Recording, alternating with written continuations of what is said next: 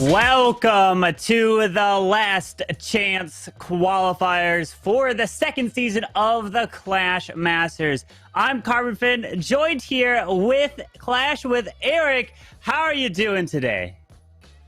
I'm doing fantastic. We're in for a killer lineup of Clash of Clans esports today as we play for this Last Chance Qualifier. 8 teams will be playing today, but only 4 moving on.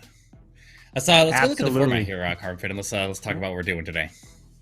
Yeah, let's learn exactly how these teams got here. This is the Last Chance Qualifiers for the Clash Masters, which means that the teams that win this first round here will be advancing to the playoffs because they have played through 3 weeks of competition before. Now this is their final chance to make it. Like you said, the top 8 teams have made it to today at this point, and you win, and you are making it there to try to win some money. And today and tomorrow will determine not only who makes the playoffs, but also the seedings once you make it in there as well. So these teams have been fighting for a long time. There is a ton of money on the line here, Eric. $20,000 combined through this whole Clash Masters Season 2.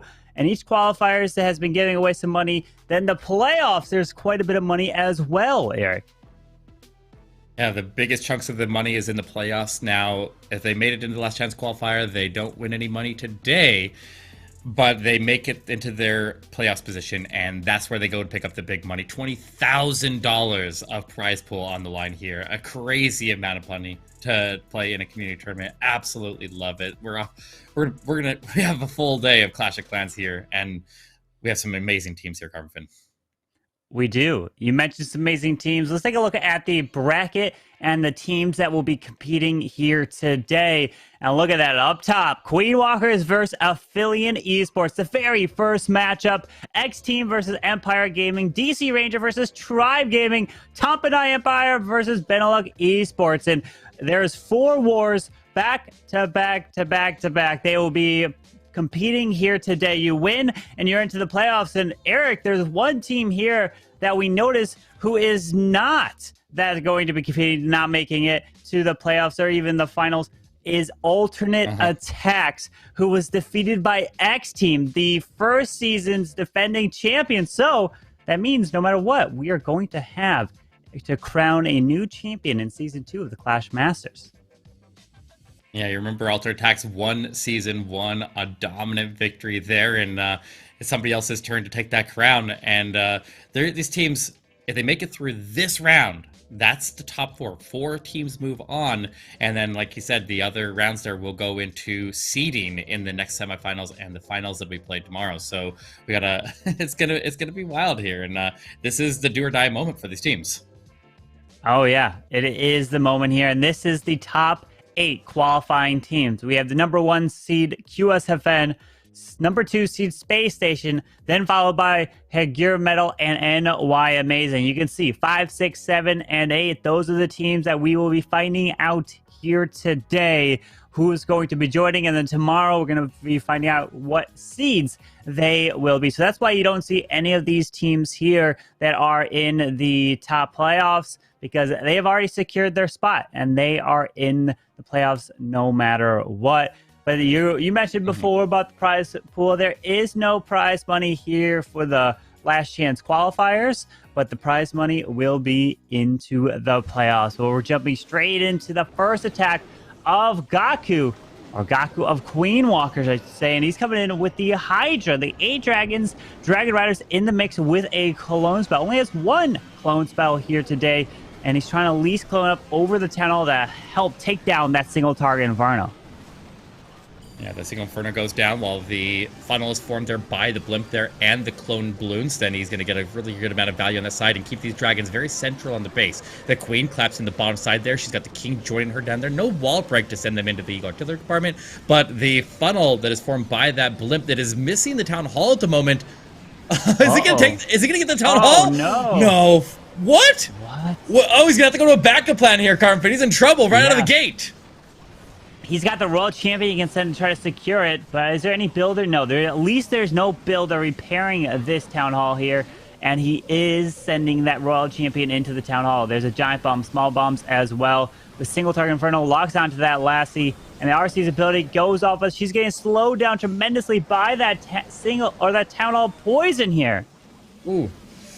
Yeah, that single Inferno stays standing as the Royal Champion goes down. He is dealing with the enemy Royal Champion on the backside of the attack here. There's still a little bit of life left in this, and he'll continue to coast through a little bit further here. There's an air defense over on the right side, that single Inferno up top. He's going to drop in an Archer. I like that up on the top side to get inside the minimum range of the mortar there. Pick up as much percentage anywhere on the base here. It's just salvaging at this point here as he tries to gather anything he can around the base and get the percentage as high as possible. But, I mean, the Queen Walkers moving into this match here, they went 3 perfect wars in the rounds before, and then on the round right before this when they're playing against Darkest Muzan, I mean, they got 2 buildings off of a perfect war with 14 stars. So to open up with an 81% here, 82%, I guess it might be, maybe 83 if you get that storage down, then that's going to put the bar really low here compared to what the Queen Walkers have typically been putting up here so far this tournament. So a big miss here to open up for Gaku. Absolutely. With just under 1 minute left, trying to get as much percentage, has a minion and archer left in this attack. But unfortunate there for Gaku. Like you said, they've been putting up perfect wars, almost perfect war in the previous match, and just not going to connect here. But will Queen Walker's defense be holding strong? And they need to win this war to guarantee them a spot into the playoffs, since this is now the last chance qualifiers here. Yeah, exactly. But I mean, Philly Esports wants it just as much as they do, and with their new roster, the previous Method and Madness Ninja team lineup there is just an absolute powerhouse, and they're going to put up a really, really good fight against the Queen Walkers today. I expect a very close match, but at 84% here to close it out here for Gaku is going to be the first miss of the war here, and it's an opportunity early for the Philly Esports team to get out here and get an early lead. It is. The Affiliate Esports are going to be looking to take advantage of this opportunity that Queen Walkers gave them. You can't be getting an 84% 2-star in these type of wars, because these teams are putting up such high percentage in the high 90s and even the 3 stars. Mm-hmm. Typically, we see like 14-star wars, which Queen Walkers can still definitely do. But we'll have to see what Aphelion comes in with next. Let's see. Will Aphelion be coming in with potentially a ground tech like the P.E.K.K.A. Smash? Maybe some Super Witches, mixing it up? I mean, they could bring anything on the table, as we saw, especially Queen Walkers bringing the dragons. So we'll have to see what Queen Walkers think. Maybe will we see quite a bit of rerun bases maybe throughout this tournament, but Shoya decides to stick with the Queen Charge Dragon Riders. The classic, a strong attack still in the meta. Yeah, he's going to be looking like he's going after the Town Hall right out of the gate here. The Queen will have a very simple funnel to drive her into that compartment. The Tornado Trap comes down, pulls the Queen close to the Town Hall, which could put her healers in danger, but he puts invisibility down to protect them. Rages up the Queen. She's very, very vulnerable right now. She's under a lot of heavy fire, and the Town Hall was pinging away at her too, but he gets it down, and he can now continue on. He'll fight off some ground skills here while the Town Hall poison phase, but he will be setting aside of that poison for just a brief amount of time here, and he'll need to keep the Queen raged up here. Black Mind takes a healer, and he's in a little bit of a rough spot here, but overall he's seeming to maintain control, but he has to use a freeze here to keep the Queen alive here, as she doesn't have her ability anymore to protect, and we'll see if she can survive through that and the CC, and Rocket Balloons come out! Ooh! Okay. Oh! What? Uh-oh. Can you get it? Oh, he's in trouble. No! The Queen goes down here, has that Stone Slammer now moving into the multi-target Inferno. Is this the perfect defense that Gaku is looking for? We'll have to see. The King's Ability goes off. These healers half transferred off. Sends the Warden and the Dragon Riders off to the left side. This World Champion needs to help take down this Rocket Balloon. Finally, it does go down. Can the Star Sea get a lot of value off to the right? But now there's the Super Minions. Pops this Warden ability. If these Super Minions cannot go down, then they will move off to the Dragon Riders. And he had some sneaky goblins inside of that Stone Slammer, so you know that Queen potentially didn't want to necessarily charge her way into the Town Hall there. Oh, right. Oof. Yeah, that's a good catch right there. I didn't even notice that he had Snake Goblins come out of a CC, which is obviously clearly intended to go after the Town Hall in that case. And Yeah. it's a big miss here for Philly and Esports. I guess the Queen was not meant to go into that Town Hall compartment at all and walk down past it, and that's a lot of percentage left on the board here, more than what we saw from the Queen Walkers left up, and that's going to give the Queen Walkers an early percentage advantage. They had the opportunity to get ahead here on the open attack, and they missed their opportunity, and now we'll be playing from behind. 74% for Affiliate Esports there. And Philly and Esport are the runners up for the first season of the Clash Masters. They lost alternate attacks, which also, due to alternate attacks getting a golden ticket, they were then granted a wild card, and they will be competing in the Clash of Clans World Championship Last Chance qualifiers. But there is no silver ticket on the line for season 2. But still, Affiliate are looking to still get back there and try to take home the championship once they make it hopefully the playoffs.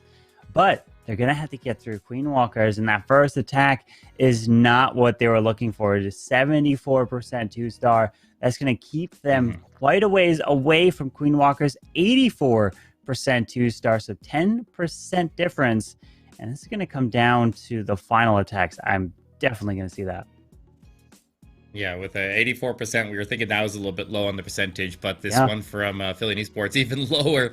That puts them in a really, really rough spot, and that's not an unovercomable amount there. Like they're still clearly in this war. It's still really, really early. That's only 10 buildings. We have to be keeping in mind here. That's literally 10 buildings there that is only separating these teams. So it's not a amount that they can't easily overcome here in the next attacks. But the Queen Walkers have been on fire. They, like we said, going into this, they went 2 buildings missed over the course of 4 wars and only missed 1 star. So we'll see if Stodger can get on here with his classic P.E.K.K.A. smash with the witches, the P.E.K.K.A.s, and the super wizards. And he likes to come in opposite of the Town Hall, and it's looking like he's carrying a log launcher and getting ready for exactly that entry. Starting with the Warden Walk right by a single Inferno, and you might have to use a little bit extra investment here, but I'm curious to see how he is going to make this approach here, but obviously he will like to go in through that Eagle Artillery at the bottom base there if he's using this log launcher.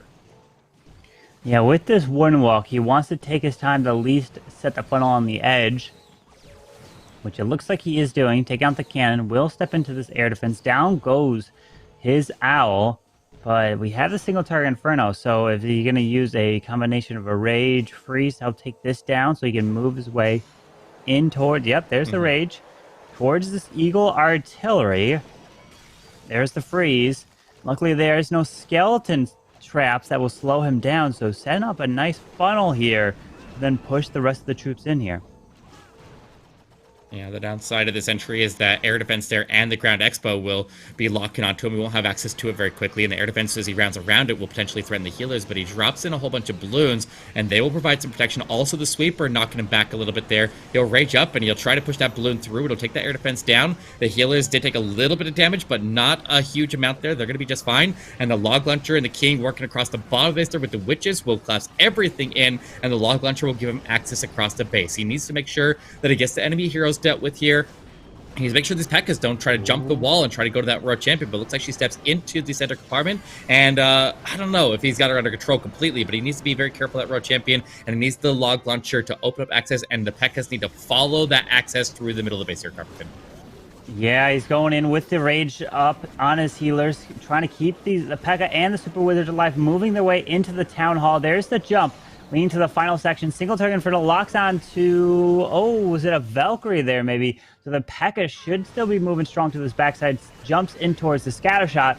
Has the Road Champion over on the left that's trying to help assist where that King went. He got so much value with that King ability. But now the Yetis, the P.E.K.K.A. make their way to the Town Hall. It will be going down here. And that Queen steps into the final compartment. But I love the way that he used the invisibility spell onto the Queen as she was moving her way earlier through the enemy Queen to the bottom side of the space.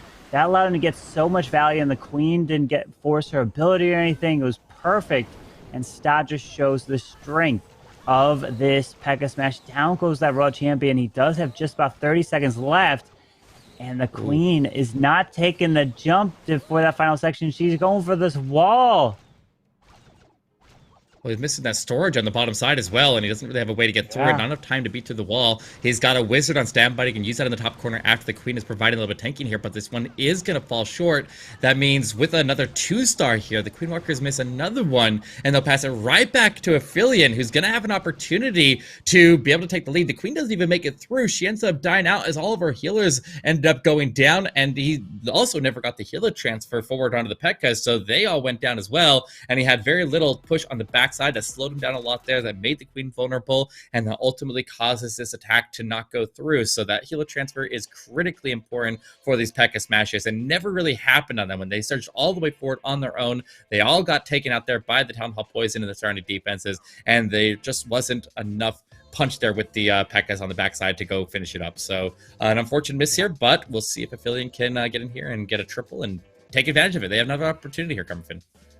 They do. If they get the 3-star, they take the lead by the... Also, they can try to grab the percentage, raise it up. They won't have the percentage due to the very first attack being the difference of 10%, but they could take the advantage on stars. And now, coming in with another Queen Charge Dragon Rider. We're seeing the Queen being placed down at the bottom where that defending King is, so going to have to invest potentially a Headhunter. Oh, the Queen's taking a lot of damage. There's a Rage, and the King ability forces... Or the King forces the Queen ability here, unfortunately, as she now steps into the scatter shot. Does lure off a little bit of this Clan Castle, but you hate to see an early ability just like that.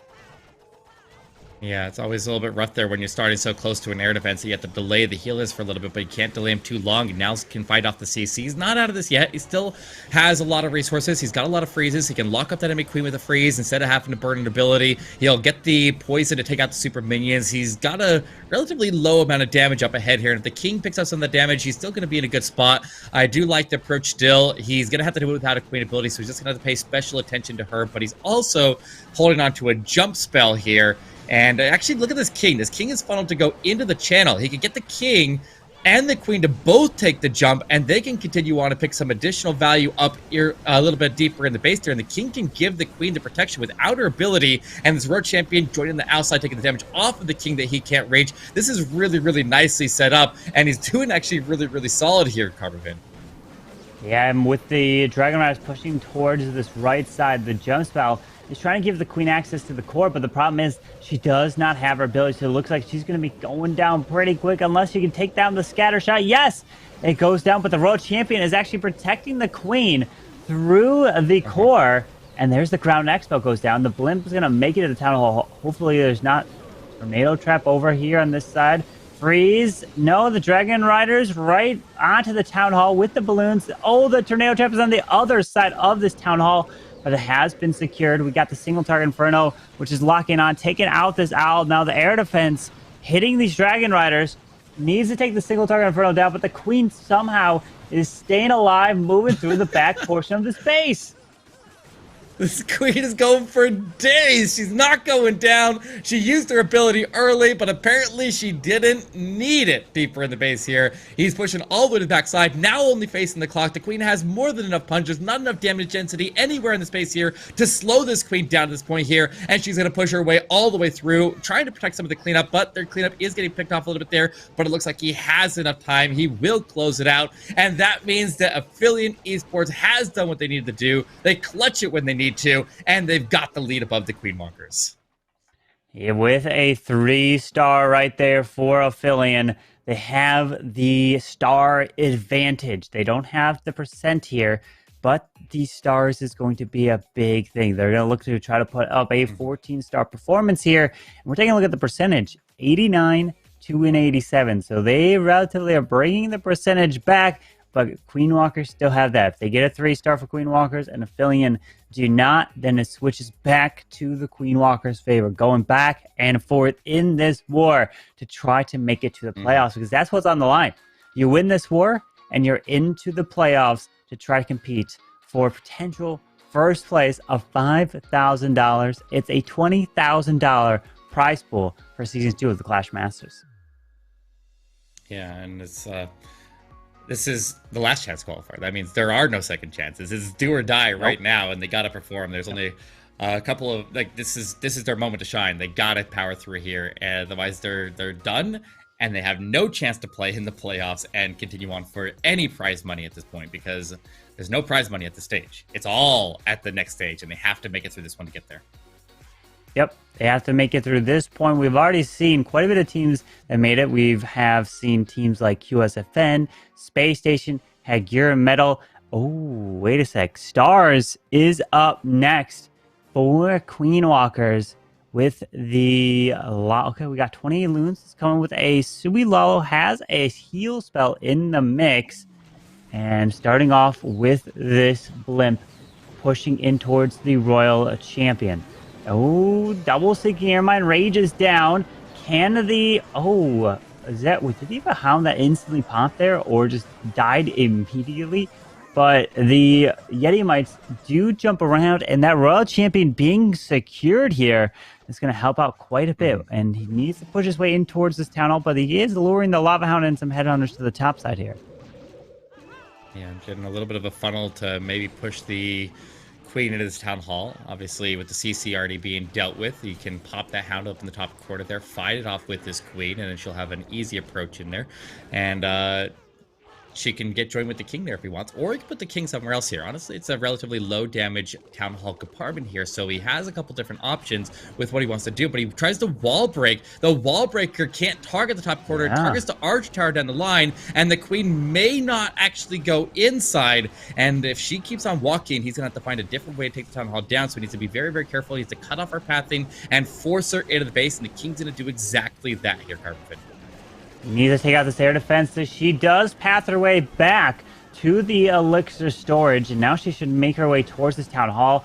There is the freeze from the ice golem, taking out now the enemy queen. Pops that king ability. We have the double 3 multi-target infernos lined up straight through the core of this base. The Royal Champion is joining in on the left side, finding a Tesla farm right down south, right next to this Eagle artillery, moving his way in. There is a free spell to come in through this Eagle, pushing his way through this Tesla farm. The RC, oh, the hounds going directing right across the core, pulling those red air bombs, and pops this Warden Eternal Tome here. Finds a tornado trap, but that hound coming up clutch, pulling all those red air bombs, should protect these balloons as he moves his way through with even a heal. And look at all these spells still to use. Yeah, but he's not pathing into the middle of the base here. He's going to have to circle all the way out and lap around here. That's going to cost him some time, and is clumping all of his balloons up as they go into the Wizard Tower here. They're going to take a lot of damage. Lucky he can heal as he goes back to the middle of the base. There's a lot of balloons here. They can power through that air defense. They can completely overwhelm it. The Warden adding a lot of additional damage here, along with Electric Owl. They're going to have a lot of punch here going to the middle of the base here. He's not out of this yet. I am mostly worried about time, but he has the haste. He's got the freeze. He's got the heal. He's got so much spell support here. He's just fighting the clock. He's got more than enough to overwhelm it. The haste will carry him in, and the haste will also assist him with the cleanup as well as he comes back to the core and tries to clear out these storages. Carbon Pin is going to come close here, but I think he might have enough time to pull this off. Wait, those skellies are going to be distracting these balloons as he makes his way through. He just has 10 seconds. There's tons of balloons. That one haste spell is coming through clutch. 5, 4, and these balloons are making it to the final storage, and yes! Stars coming away with the 3-star for Queen Walkers.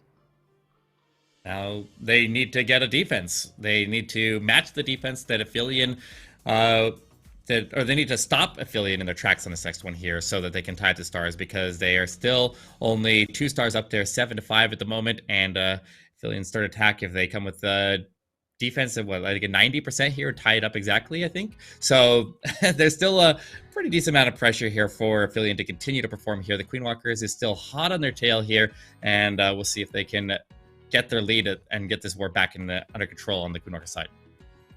Yeah, Aphelion are going to have to put up a 3-star just to take the advantage back here. Now, CO looking to use the Super Witches. I talked about before, thinking potentially maybe seeing a Super Witch deck, because we know Aphelion really like to come in with a mix. They've been coming with 2 Queen Charge Dragon Rider attacks to start off this war, and now the Super Witches. Will it get it done? He does have a few lightning spells, only has 3 of them, so he's looking to take out potentially a cannon, air defense, part of those buildings, potentially here. But the queen does step her way in towards this town hall, rages her up, and the pathing of this queen, actually, she can step in, and then he could actually step around to the right side and then join in with these super witches. And he decided the lightning right behind the town hall here. Yeah, take a lot of the damage off of the queen as she wraps her way through and take out all the buildings that he won't potentially be able to reach as he goes into the middle of the base there. Just really narrow the path in here. Like, that was a relatively small investment to pick up a lot of different buildings there, and we'll see if those are necessary to create the path and as he continues to work his way through. But the queen taking some eagle artillery strikes, those will get distracted by something else, like the king working on the outside of the base as he continues to work his way through. But the witches are down. The healers should have a fairly easy way of transferring over as all damage is taken off the queen. All those expos are removed from her. He engages the enemy queen. There's the healer transfer starting, and he gets him to go back to the queen, though. She's going to get topped back off, and we'll see how the healers behave as he goes in the middle of the base here, Carmen. He's going to get slowed down by these ice golems here. Going to freeze him one at a time, but he does have one witch and the P.E.K.K.A.s from the siege barrack, and the wizards moving their way towards the topside eagle artillery, but he needs to continue his push with these super witches in the middle and have these healers transfer off to them. There's the rage pushing his way through, and then we still being patient onto this royal champion, and finally the hogs coming out of this siege barracks pops that warden ability as he pushes his way to the backside multi-target inferno and the scatter shot. Yeah, looking really, really good here on time. He's got just under a minute left here, but he's got a strong push. The hogs out of the siege barracks are working through. The royal champion finally joins him from the bottom to go pick off that expo that's picking away at the middle of the base troops, and he's looking pretty solid here. I think he's got enough time. He's got the minions dropping on the backside. He still has wizards that he has on standby, and he has a freeze with a queen ability and arts ability. Carmen is absolutely crushed here. He's blown it out of the park here, and they will maintain their lead here above the Queen Walkers, moving up to 8 stars. And the Queen Walkers are just going to have to get out here. They're going to have to keep on tripling, and they're going to have to try to stay pace here with Affiliate, who's coming out on fire. They are coming in with the 3 stars, one after another for Affiliate, and that's now back-to-back 3 stars for Affiliate. And Queen Walkers did get their first 3 stars. So Affiliate have the 1-star advantage, but if you look at the percentage, we're looking at it, and it's super close, 92.7 to a 91.3. So it is neck and neck here in this war. But Queen Walkers, they're going to have to look to keep 3-starring to force and keep the pressure onto Affiliate, and they're going to have to keep doing it if they're going to want to try to win, to advance here and secure a spot at least into the playoffs for this season of the Clash Masters. Yeah, and the Queen Walkers triple, they have the percentage advantage if they can get a defense, but trailing on stars is not where you want to be in this. It's very difficult to overcome that deficit, but if you at least have the percentage advantage, then you know that if you get the triples, you will very likely further your percentage advantage while you try to close the gap on stars. And so if they can catch it up there, they're still in a really, really strong spot, and they just have to force a mistake here from Affiliate and keep on tripling. That's the only way they can do it. Yeah, they're going to have to do that. Let's see who the next attacker for Queen Walkers will be. Are we going to be seeing Klaus? Yes, it is Klaus with a Queen Charge Dragon Rider. Does have a log launcher, but dropping this queen a little bit near this town hall. So it looks like he potentially wants the queen to walk her way around, unless he does end up switching this log launcher to something else. So we do have 4 super wall breakers to use for this queen. Yeah, it looks like the queen is not going to wall break into the town hall compartment as she takes out the last building that would give the wall breakers a target. She will continue to walk past. He still can wall break it later on to maybe punch the king, or he's got those sneaky goblins here, Carvin. He could punch the sneaky goblins in and take the town hall. Looks like that's what he's going for. He'll wall break open that compartment, and he's got additional wall breaks to continue to punch the queen deeper in the base there down in the bottom quadrant. And if the sneaky goblins take the town hall, that frees up the king to be used somewhere else on the base, and he'll even funnel with the baby dragon at the bottom. There's the test sneaky goblin to go and ensure there's no traps next to the town hall. Now the rest come down, and he can protect him with an invisibility spell. Rocket balloons out of the CC. He freezes them, though, and he's looking pretty good here to start it off here, Carver. This is going very, very smooth here for Klaus. Very nice. And it even activates a tornado trap on top of that. Unfortunately, does have this Air Expo locking on a few healers, but they do just get out of our range. And the poison's down onto the super minions, pushing this king in towards the multi-target Inferno and decides not to go with a Warden on air mode for the Dragon Riders. And he does have a jump spell in the mix, so he's going to pop this War Internal Tome to protect the King, the Raw Champion, all the way through as he moves his way. Look, the log launcher, he wants that to open up to the Eagle Artillery here.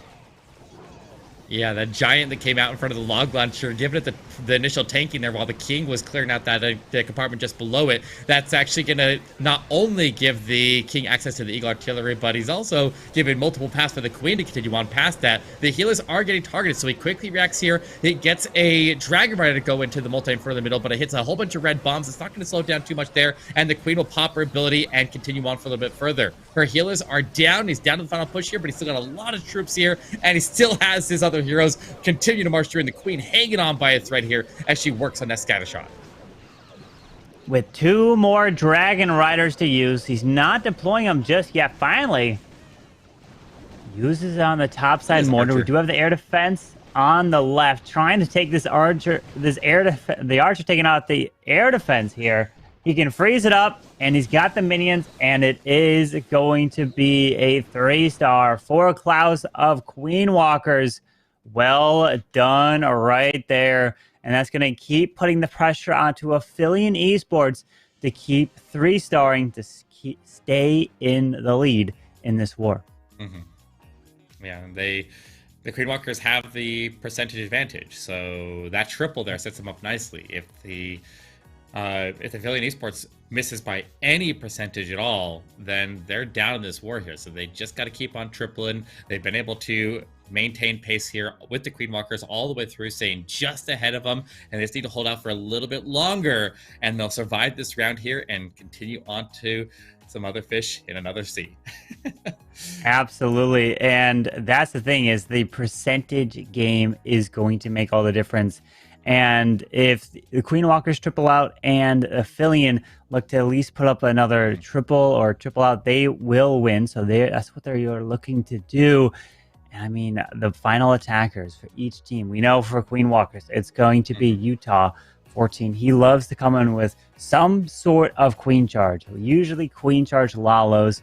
But for Aphelion Esports, we've been seeing a mix. We've been seeing some Super Witches before. And in this war, we've seen the P.E.K.K.A. Smash, quite a bit of Dragon Riders, and also, we're seeing now a Blizzard Lalo. Okay, so the Blizzard Lalo, what is he going to look to take down? We do have a Town Hall towards the edge of the space, but drops a balloon down there, finds a little bit of a Tesla, and now, where does he want to send? Oh, the Hound is coming from this bottom side.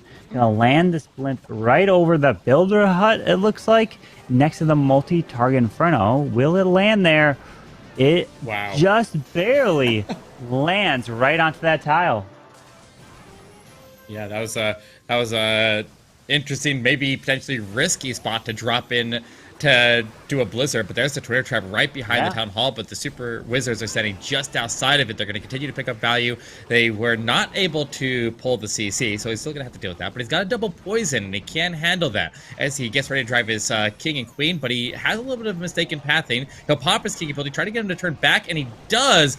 He is able to get the King to turn back with the invisibility, and he is right on track here to continue to work his way deep in the space here with the World Champion joining in with the King and Queen.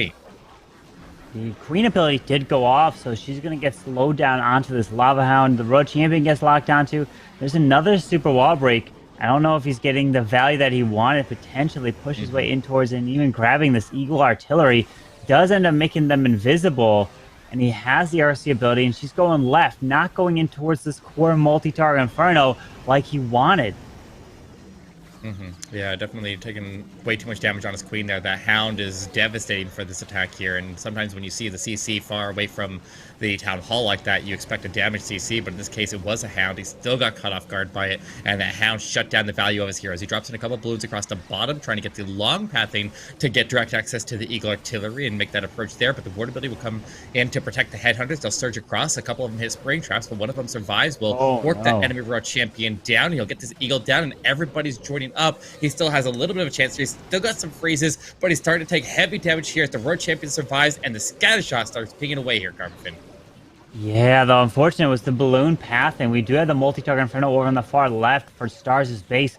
There was a few red air bombs, drops the freeze on the top side air defense as the balloons try to push their way around, but he didn't get the value with his heroes, pushing his way into the middle, trying to wall break all the way through there, and unfortunately, that Eagle Artillery multi-target Inferno really stayed up and did so much damage, not only to his balloons, but also really messed up the pathing. So he had to try to save a bunch of back-end balloons to try to go for that core of the base, and they just moved around.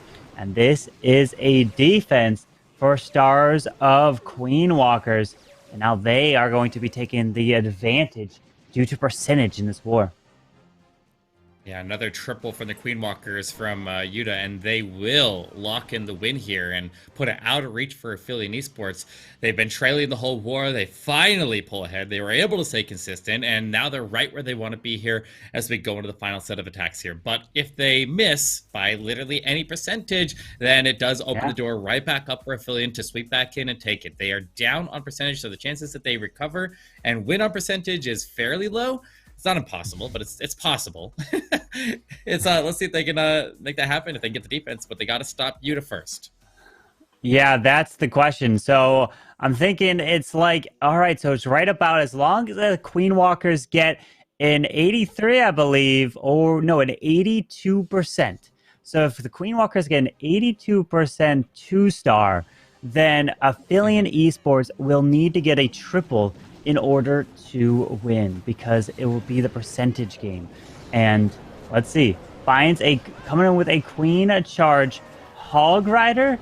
Utah decides not to go in with the Queen Charge Lalo, and the Queen is going to be pushing through the ground skeleton that pops, but she is taking out this Tesla farm, which is going to be a very nice value.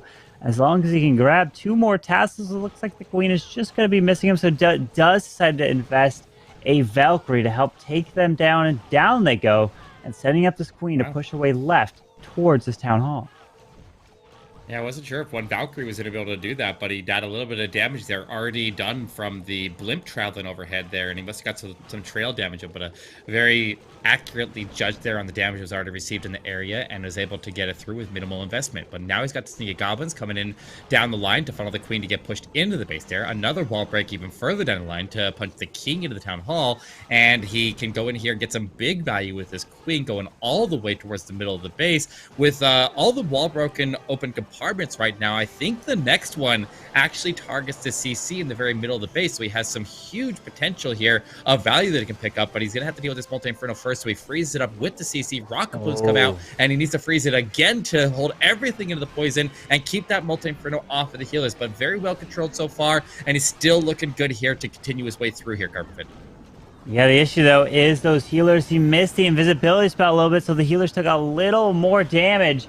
And here comes the Hog Riders. He's not waiting. Pushes his way into the multi. The King should be taking out the Town Hall with potentially even his ability. There's the Rage up for the Queen and her healers to top her off to get her to full health here, moving her way into the core. The early Warden ability helped get through the enemy King here with these Headhunters now.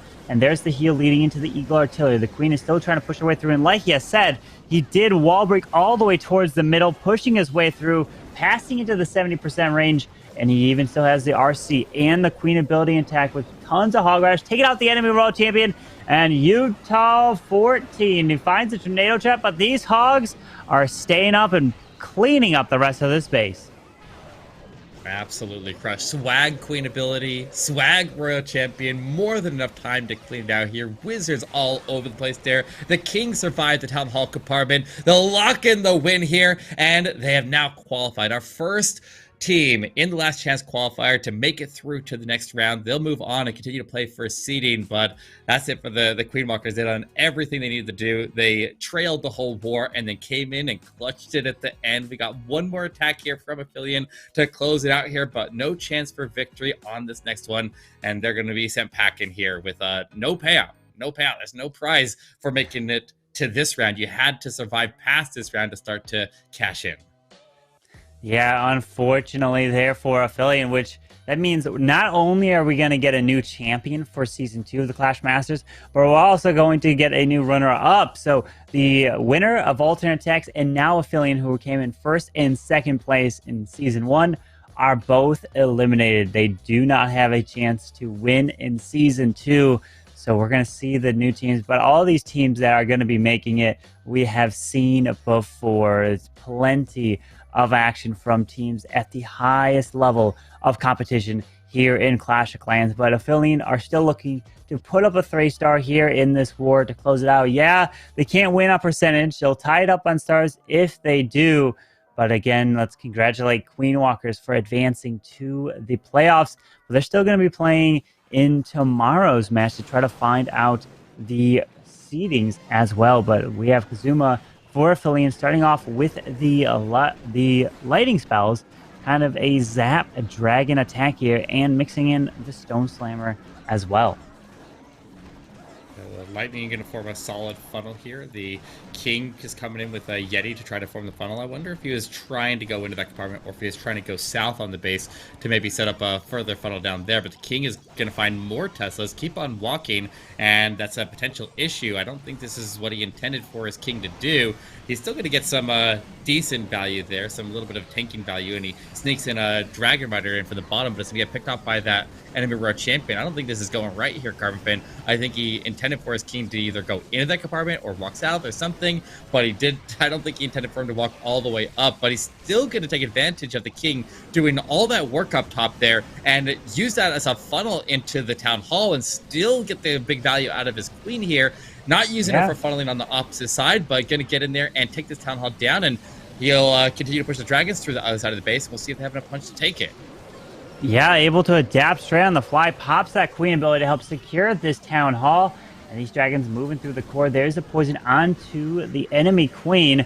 With a Town Hall down, still it's a Royal Champion to deploy 1 invisibility, 2 Rocket Loons to try to potentially pick up. Well, we have an air defense up top and an Archer Tower.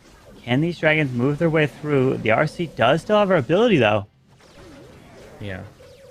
Well, he's still got the rocket balloons as well, and the freeze, and the invisibility, and he can distract with the wall breakers if he needs to. Obviously, the wall breakers were probably intended to push the heroes into the Eagle Artillery compartment, is what I anticipate, but I mean, it's hard to really say exactly what the overall plan was here, as things did seem to go a little bit south, but he's still making a strong push. Rocket balloons coming to the opposite side there to go tank the single further. They pull up a whole bunch of traps there, and the RC steps in, he uses the wall breakers to tank the Archer Tower, and there's the invisibility, still gonna pull it through. I don't think it went to plan, but that's just, oh, that hurts. That hurts because that means if Affiliate would have got the defense there against Yuta, that attack would have sent them into the playoffs. And unfortunately, that's not going to happen for him. A brilliant rally at the end there and able to pull that off, even though things obviously seem to go completely out of whack. And he's still able to clutch it. So unfortunate, but still nice triple.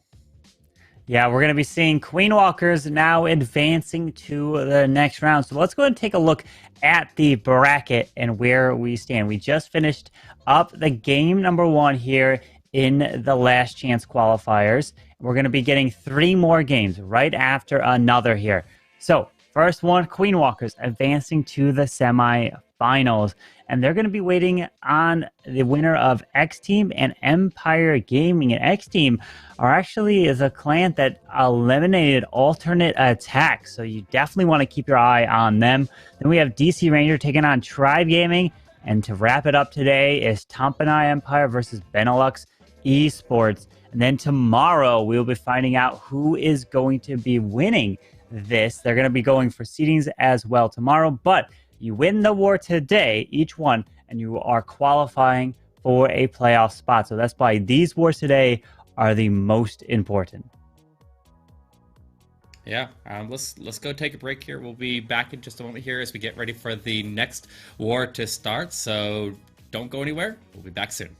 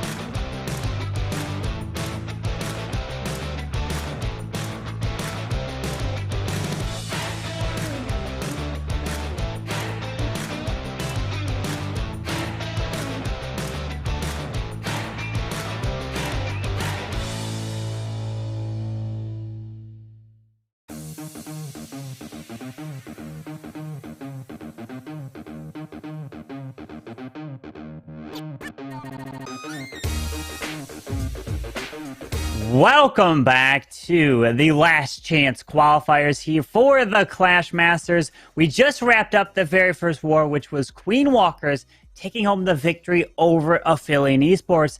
And now we have the second match between X Team and Empire Gaming. Let's go take a look at the bracket here, Eric, to see all the teams and all the matches to come for today, which include DC Ranger, Tribe Gaming, and still Tampanai Empire and Benelux Esports, Eric. Yeah, I mean, we've got a killer lineup of wars here. I was looking at the lineup of the different wars here, and I'm like, there is a lot of big-name teams here. This is no easy path for any of these teams, but X Team versus Empire Gaming going next. Then we'll see the other teams and find out which 4 teams will ultimately advance to the playoffs, and the Queen Walkers already secured the spot. Their job is done for today. Obviously, they'll have to come back into the playoffs and still secure the spots there because it's still a lot more to gain there, and we have to crown a champion eventually, so we'll see who ultimately makes it through. But the Queen Walkers is in contention, and we got to find 3 more teams to join them. We do. Each one of these teams that wins today is joining Queen Walkers into the playoffs, which we already have quite a bit of teams. 4 teams that did lock their way into the playoffs, so these teams here are trying to do exactly that. X Team was the team that took out Alternate Attacks, who won Season 1 of the Clash Masters. And Queen Walkers knocked out the second place team, which was Affiliate Esports. So we're going to have all new teams winning this season. And we have the first attack starting off with X Team looking to do a Queen Charge Lalo, and does have a Skeleton spell in the mix. Yeah, using a couple blues there to go take out that mortar. Gonna force the Queen to walk around the Town Hall compartment at this point, not trying to go into the Town Hall compartment by the looks of it. And he can push her down to the Scattered. From that Scattered shot compartment, she can reach the CC to get the pull there and deal with that. And there's different options here that he can use to go take this Town Hall down. We'll see which one of them he chooses here, Carvin. Yeah, with this Queen raged up, trying to keep her alive. The Scatter Shot, though, locking onto this Queen. The Unicorn is there, drops a balloon onto the Archer Tower, and he has to keep this Queen moving her way through. The Super Minion comes out of this clan castle, probably going to see some goblins as well, because obviously the balloon will not be pulling out anything. Oh, that's right. Yeah, rocket loons. You know what? That's probably true. Not the goblins. The rocket loons are going to be way stronger there. They will push off to this Queen. They actually go to the clan castle with some skeletons all around this town hall here. And they'll come up on the backside of the sweepers. Luckily, it's balloons and not something that can actually attack the healers. They'll go after the Queen. She'll get distracted for just a minute, but she should be able to turn onto those rocket balloons and deal with them. He freezes it as a fail-safe there with all those ground skellies there, just giving the Queen a lot of distraction mix, so those rocket balloons would have been able to get strikes off on her, plus the crash damage can sometimes kill the Queen through her ability if they both get her at the same time, so you gotta be really, really careful with that. But he drops at the King on the bottom of the base here. He can wall break the Queen to join the King. He'll send the Queen to actually join with the King there. They'll push through the Eagle Artillery, but he will be right around that Multi-Inferno. I'm a little bit worried about that, but he has different ways that he can deal with that Multi-Inferno, and we'll see if he even needs to, because that sweeper might ultimately knock the healers into a safe position, or they might just stay clear of it anyways. Yeah, with that rage, keeping the Queen alive, the King helps so much through that bottom compartment. But now pops that Warden ability, protect the Headhunters, the Royal Champion, the balloons as he moves his way through, but he still has the 2 multi-target Infernos right in the middle of this base as he's pathing up and around. The Queen still has her ability with even the Royal Champion, but can these balloons still keep the momentum pushing their way through? There's a wall break on the bottom side, allows the Queen to step directly into this compartment. That wall breaker was 200 IQ, and the Queen literally wrapped all the way around the base here, so it goes back into the core and closes out the Multi-Inferno. It's a triple to open up here. A brilliant 200 IQ path for this Queen to circle all the way through the space here, and X Team opens up strong. XBB gets it done. Brilliant attack there. He really planned out that Queen charge all the way around the base, and even for that super wall break in the back compartment to move its way in towards the multi-target Infernos. But you see these attacks here that the Queen charge, you loop all the way down, and then you wait forever to deploy the Lalo from where kind of the Queen is kind of making her path thing. It's very difficult to do. Usually when you do things like that, you tend to time fail. but he gets it done and gets the 3-star to kick off this war. Yeah, and he had a pretty decent amount of time left. Like, that was very, very time efficient all the way through. The king and the queen working together, speeding that queen along very, very quickly, so they were able to clear that compartment, and then not delaying. With the Dragon Riders at a completely different section of the base, he was able to easily sweep through there and take out that entire right-hand corner of the base without even having to wait on the queen to finish her job. And now we got the next attack, Empire Gaming coming in. We got Spegs with a sneaky Bat Rider attack here. 20 sneaky goblins, 7 bat spells, and the kill squad with the Dragon Riders here is becoming an increasingly popular attack as he sends in a couple of sneaky goblins to go clear the collectors around the town hall compartment. Sends in a basic funnel around that as well. You need to pick off all the collectors, clear the traps here with the sneaky goblins, and still have enough to actually take the town hall down with the help of invisibility. Now, he's got no rages, no skeleton spells, nothing to support the heroes here, but he's got 7 bat spells with 5 freezes, going really, really heavy on the bat spell potential here, and we'll see if he can get all the splash damage dealt with, or at least enough of it so that these freezes can carry the bats to the base. But it looks like he's got the traps cleared by the town hall, and the sneak goblins will go in there and snipe it.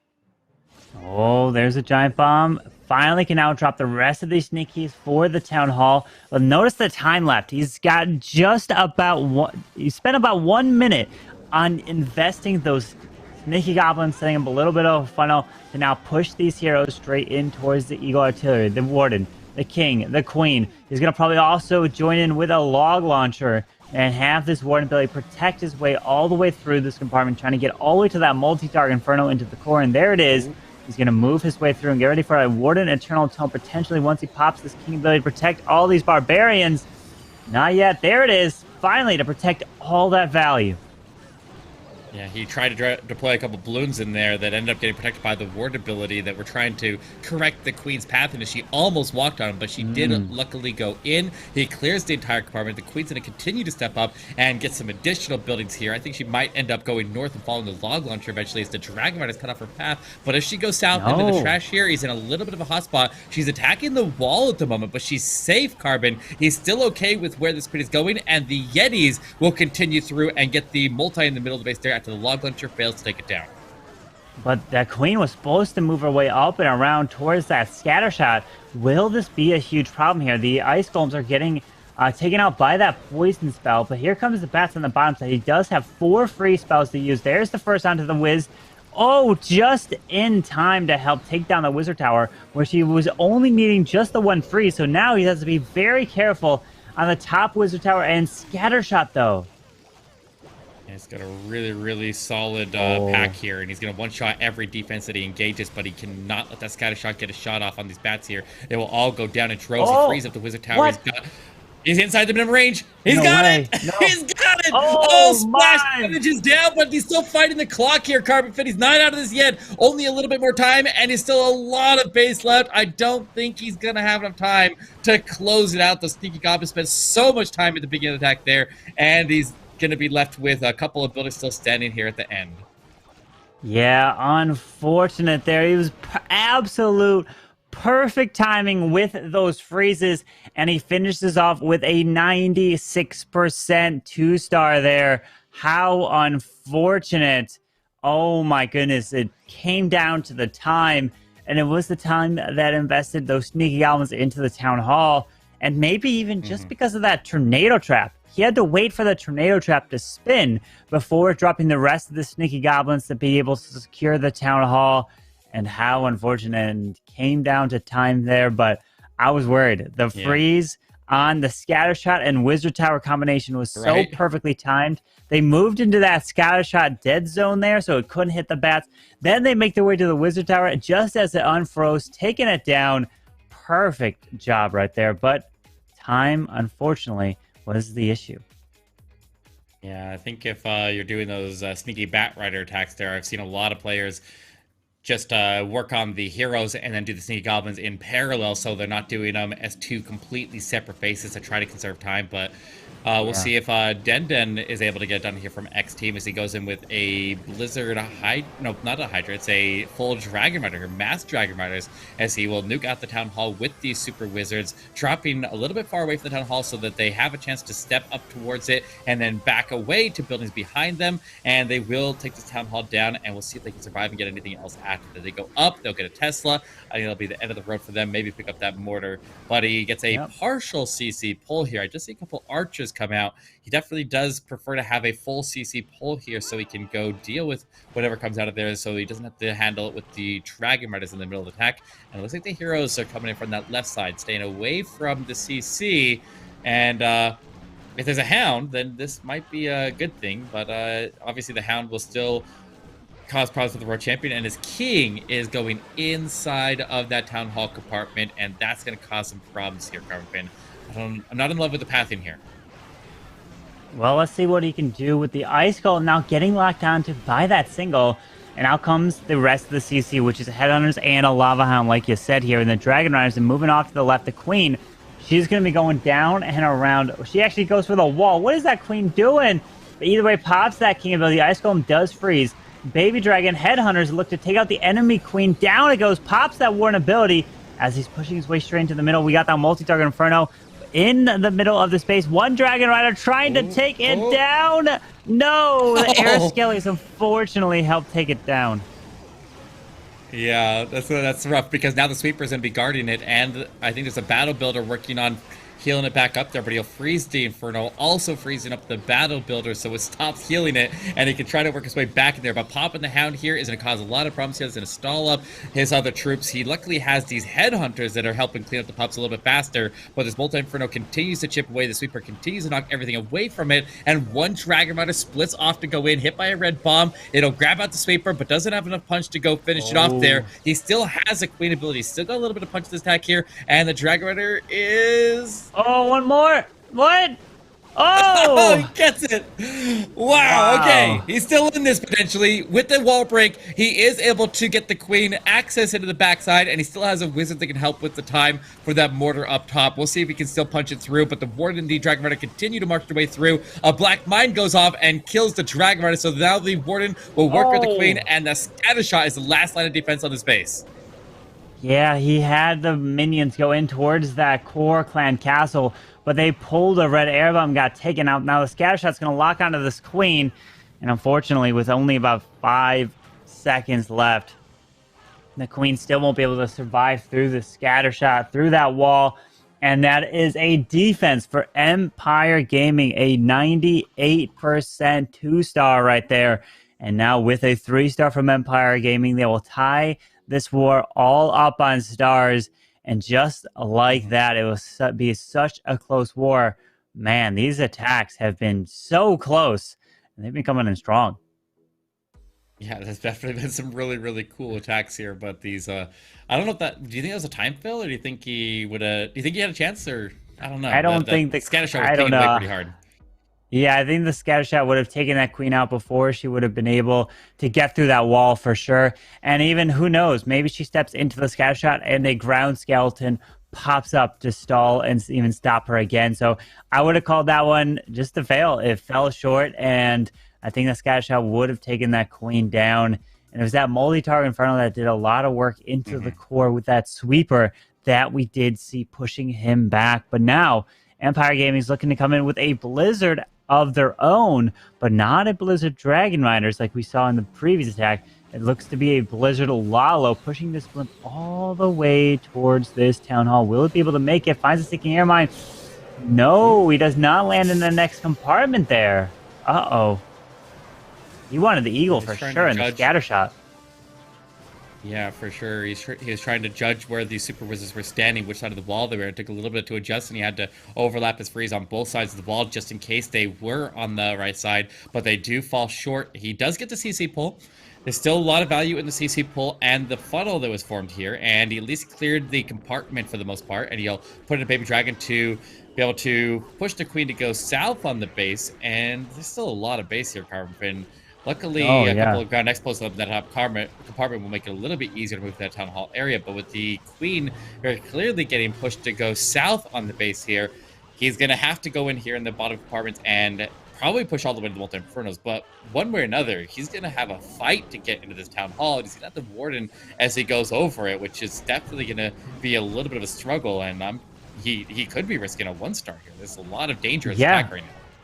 But notice what also is next to the town hall. 2 sweepers in both directions right around the town hall. Granted, he could freeze the town hall and the sweepers together, but he's going in. He's popping this king ability into the wizard tower as he moves his way towards these cannon in the archer tower. But he can drop the royal champion potentially for that multi-target inferno on the left side, potentially help with pathing. He does have another, yep, there it is. And does have another 2 super wall breakers. Maybe try to break into the right side, but well, should he invest there? Invis probably onto the royal champ to help take the enemy RC down. I would definitely do that. Perfectly done right there. Oh, she steps up and around though. Oh no! Oh, then it makes multi-invisible, and he's gonna end up walking away from it. He's locked onto the Eagle Artillery. He's gonna end up getting almost nothing. No, wait! What? Yes. Oh, lucky break there, but he still has to get his town hall down. He picked up the value, got lucky with that one, and we'll see if he still has enough punch to work his way through his just absolutely lethal area up top. Notice though, the sweeper though, if he only did the lull from the other side, he would not be fighting the sweeper, and he even went into a tornado trap as well. So he's pushing his way straight towards this town hall. He doesn't have any more freezes. There's a bunch of red air bombs. Town hall is going to be secured. Yes, it does. They have a handful of balloons. They're moving right around that warden step straight into the town hall poison. And the rest of these balloons are getting clipped, and the scatter shot's absolutely going to shred through these loons. And down goes the warden. Down goes the owl. The balloon's going down. And this is a defense for X Team. Unfortunate for Empire Gaming. Yeah, that was a lucky break there, and for all honesty, like he able to go in there after the blizzard did not reach his target there. It fell just a little bit shy and still get 87%. Still pretty solid, but they're down now, and that's definitely rough. And I mean, to miss both of their attacks and have them come, the first one was the time fail. So I mean, they are at least relatively close on percentage. They're still within reach here. They can swing it back here for relatively easy, but they are going to be playing from behind now. They are. Empire Gaming, with their first attack, was a 96% 2-star.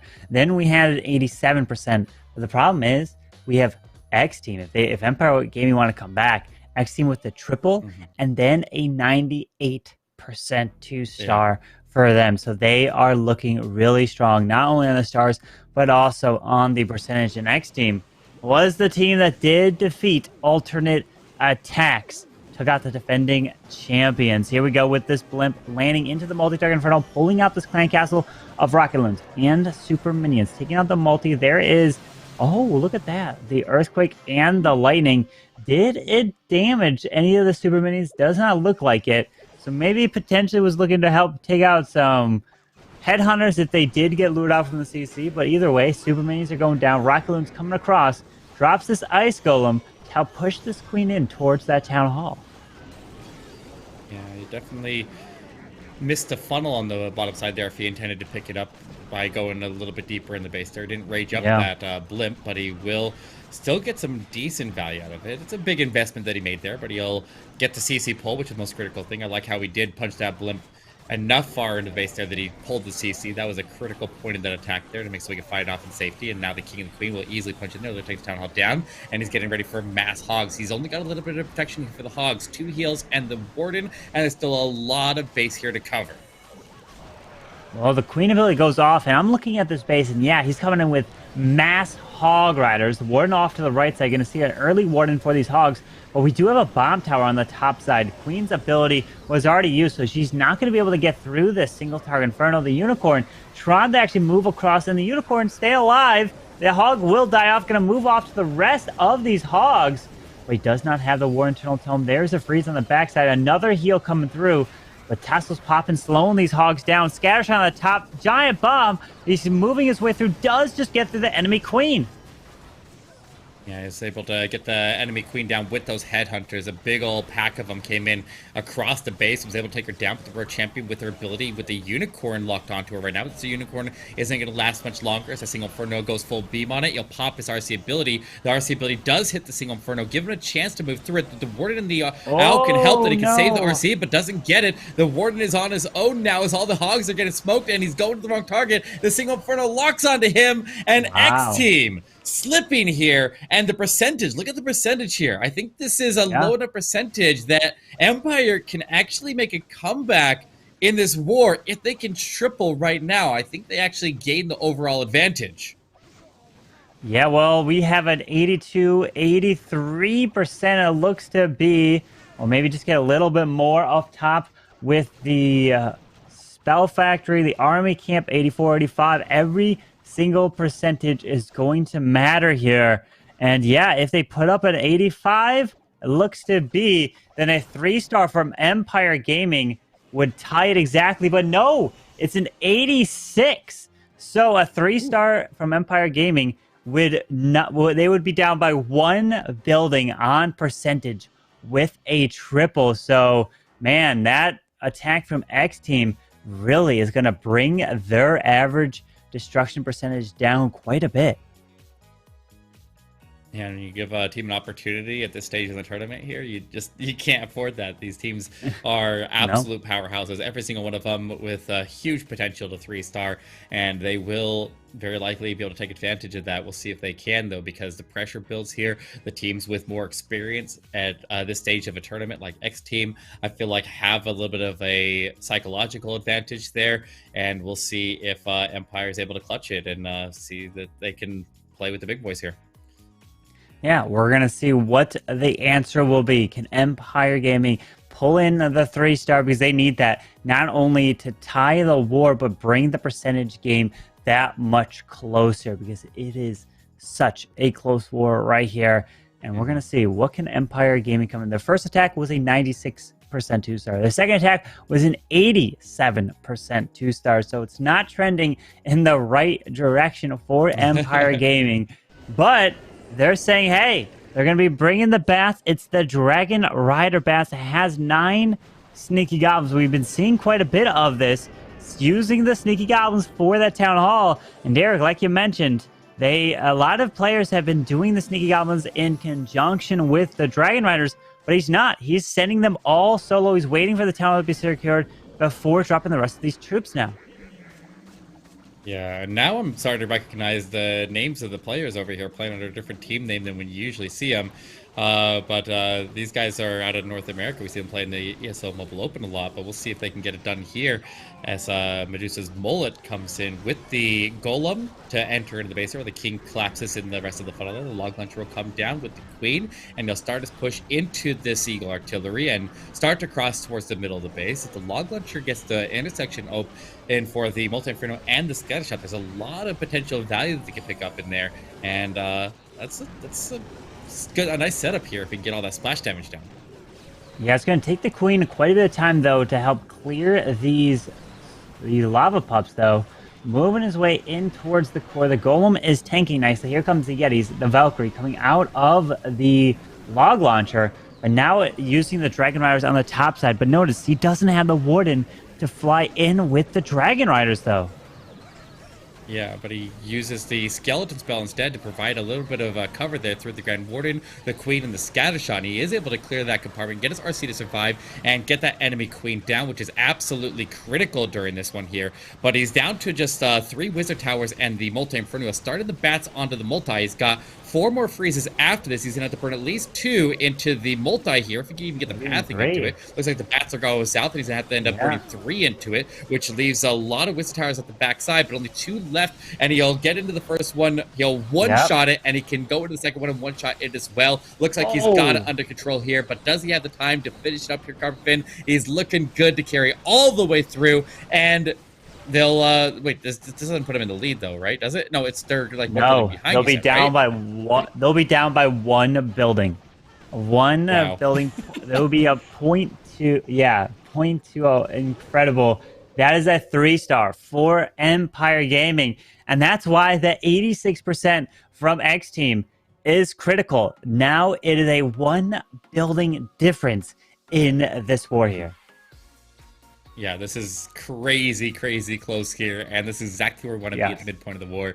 As close as match as possible, and it's anybody's game. That was a really, really clutch moment right there. That was a really solid attack there. Very time efficient. When you're doing a 4-phase attack like that with the Dragon Riders, the Bats, the Sneaky Goblins, and the Kill Squad, you have to be very time efficient. And we mentioned that he did the full Sneaky Goblin push before he even started the heroes and still was able to close it out with tons of time to spare. That's a very fast-paced, rapid attack with a lot of moving parts to it, and he was able to keep it 100% under control, and he's put his team in contention in this war, and they're very, very close to be able to pull this back and get into a lead.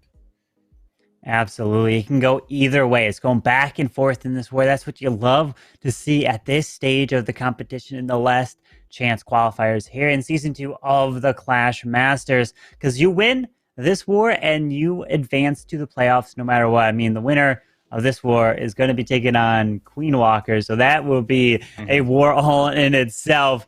The almighty Queen Walkers. But either way, X Team is coming in with their next attack of the Hydra and doesn't have a clone spell, so he's got a heal in the mix. So normally when you take a look at the clone, you want to see what kind of value can you get with that blimp if you're cloning it up around the Town Hall. And this Town Hall, there looks to be a bunch of expos, so all the Inferno Towers are actually straight up in the core. It's actually a king that's standing right in the middle of that base with the Eagle Artillery down to the bottom side. Now here the blimp coming across, pushing with the dragons, and he needs to take this Town Hall down. Can he do it?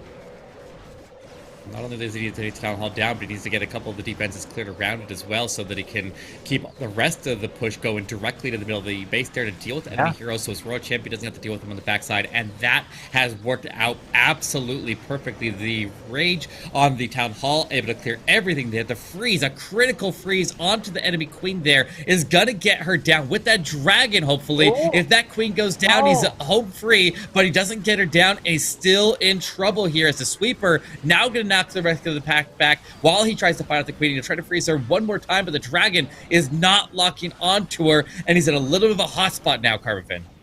He is indeed. The poison spell actually helps slow that Queen down, but makes the RC invisible to try to help protect her, because the problem is we have a Tesla Farm, Air Expo, all on the top side, so much stuff still up on the space, but the Queen does have an ability with one freeze still to use. There's Archer chipping away up the top side.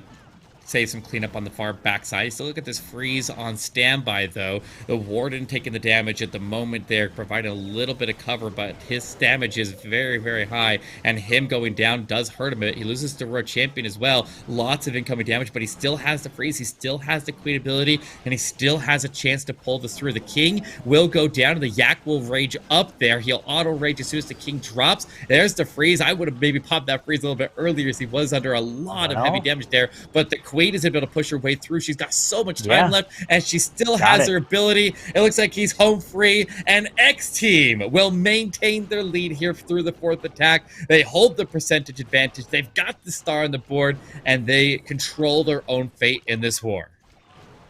Wow, the Queen coming in clutch to 3-star this base at the end. The Queen seemed to be getting around 30 to 40% of the base all by herself, moving her way through, helping those heroes finish it off. And that's the power. You have the dragons taking out the core of the base, grabbing the value, and then the King and Queen, if you keep your heroes alive towards the end, they can do wonders, because typically we tend to see those heroes being used nice and early, set in the funnel, and then relying on the Dragon Riders to push their way through the end. But if you can keep your heroes alive just like he did right there, they can come up clutch and try to win. Like you mentioned, they're going back and forth, but they have the percentage lead no matter what Empire Gaming do in this next attack. But they need a 3-star just to tie it up on stars going into the final set of attacks. Yeah, I mean, the percentage advantage isn't huge either. So any miss from any miss there from X Team gives them an opportunity to make a comeback. So they just need to get out here. They need to triple this next one. They need to keep the stars tied and give themselves a chance here. And then if they can force a mistake there from X Team, they just got to beat them. They just got to do a better percentage than X Team did, because we're basically tied up here. But here we go. Smokey Bear coming in from Empire, and we got ourselves not a sneaky Bat Rider attack here. He's got bats. He's got the Dragon Riders, and he didn't bring Sneaky Goblins to take the Town Hall down, but he will send in a small kill. He put that Skeleton spell down really, really early before he deployed his King there, so it ended up burning through a lot of the Skeletons before they even got any potential value. But he got the final form, and he'll start to work his way in with the Golem, the King, and the Queen, and we'll see what he has planned for the Town Hall here, because typically this attack relies on the Sneaky Goblins hitting Town Hall, but he is holding a Blimp, not deploying a Log Launcher like we typically see with the Sneaky Bat Rider attack, but he will have a method to take the Town Hall down, and if he misses the Town Hall with the Blimp, he's in a world of hurt here. Oh, yeah, because he's investing all his heroes already early into the top compartment. Out comes a Lava Hound now. The Dragon Rider is moving into the Scatter Shot to the bottom. There's the Blimp. Let's keep our eye on this War Internal Tome. Just pops it. The Blimp's flying across. Does just dodge the Seeking Air Mine, but another one spins the Blimp around the Seeking Air Mine. Oh, no! Can the Blimp push it? There's the Sweeper. Rage. And oh, my goodness, the Blimp somehow still makes it to the Town Hall. Wow, that was crazy. I cannot believe that it made it all the way through there, but he trails in one more Dragon Rider that he was holding on to on standby to go after the Multi-Inferno in the middle as a backup. He does ultimately get it down. That Dragon Rider hits a Black Mine, and then the Warden goes down as well. He's going to start the bats up top. He's got the enemy Queen right there that's picking off a lot of his troops, and the Dragon Riders will not make it through. The bats are going to have to close it out here. I don't think he's got it here, Carbon Fin. I think it's close, but these bats have a lot of work to do, and he's got a couple of minions and Electric Owl working, but he's only got one more freeze. He only has one more Wizard Tower, though. So if he can get his way through here and he can make his way through that Wizard Tower and one-shot it, he's got a chance. And the bats sweeping through. They got to go through multiple targets, but the split causes them to go to the... Oh! They're all gone! Wow. There goes his opportunity, and now they will rely on an even bigger miss here from X Team. Unable to clutch that. They will still be within 1 star's reach, so they need Empire to miss anyways. But now they're going to have to win it on percentage. So they're still in this, but a little bit less likely. Well, right there, no matter what, because this looks to be about an 80% 2-star. So even if Empire Gaming come away with a 3-star, then X Team, they don't even have to get in the 90s. It seems to be they need to get like an 80% 2-star in their final attack, and they're going to win. Yeah, if they just match this attack here, since they already had the percentage advantage, they literally just need to match this, and then they can put it out of reach here for Empire and X Team after taking down our defending champions and defending world champions, Alter Attacks. They are on a roll here and looking like they're in a pretty strong spot to secure the spot for the playoffs. Yep, they are looking exactly to do that. They come in with an 80% 2-star, and they're walking away to the next round to face the one and only Queen Walkers, who won earlier. And you got to win these wars in order to advance to the playoffs of the Clash Masters. We already have 4 teams waiting to find out who they are going to be playing for the Clash Masters playoffs, because there's $20,000 on the line in the whole season 2 of Clash Masters. If you win the playoffs, you take home first place of $5,000. So that is a nice chunk of change there, but they're focused on this war, focused on getting the 80% 2-star. I mean, we've seen players need less percentage than that, and they have potentially 1 star in a final attack. You don't want to see it, but it can happen. So we're going to have to see if Empire Gaming can hold the defense. They are crossing their fingers and just hoping for the best. Yeah, it's their clutch moment here, but they gotta get the defense first. We got Melly. It's an anti-2-star base and a super bowler attack here. I mean, if things go wrong here, if you don't get the healer transfer and the bowlers down early, you can definitely end up with a lower percentage, because the thing about these anti-2-star bases is either you wipe the floor with that core and you just get out of there with so much force coming out of it, or you end up leaving a lot of potential percentage on the backside. So there is obviously some benefit to running these bases, even though they tend to be what these players typically fight in Legend League. They're more used to fighting these if they do a lot of Legend League pushes, and the Super Bowlers were really solid chance. And look at the funnel that he's formed here. He's got the log launcher that came out with Valkyries at the bottom of this. There was a couple of hogs in the mix as well. We'll go and try to clear out that bottom side of the funnel by themselves, and everything else is going to take the jump into the core. And the nice part about Super Bowlers is, since they do stand back and take advantage of the range, just like Super Witches, they can avoid the Town Hall poison and keep the healers out of it. So for a troop that can go through the Town Hall, they are one of the more optimal ones to do so. So we'll see if we can get it done here with the portability popping, and the push into the core is in. Let's go. Oh man, look at these Super Bowlers making their way, absolutely crushing through the core. I've been actually using Super Bowlers recently in a lot of my attacks, and when you find bases like this, they are incredibly strong. Look at them, absolutely just crushing through the core. They just pass right through that Town Hall poison. Now the Royal Champion is moving her way to the top side, and he is racking up the percentage so fast in this hit here. Brilliant job. Look at that. RC is moving her way through, up and around. Down goes the cannon, and he's easily going to not only be able to take home the 80% 2-star, but he's going to be getting a 3-star as well.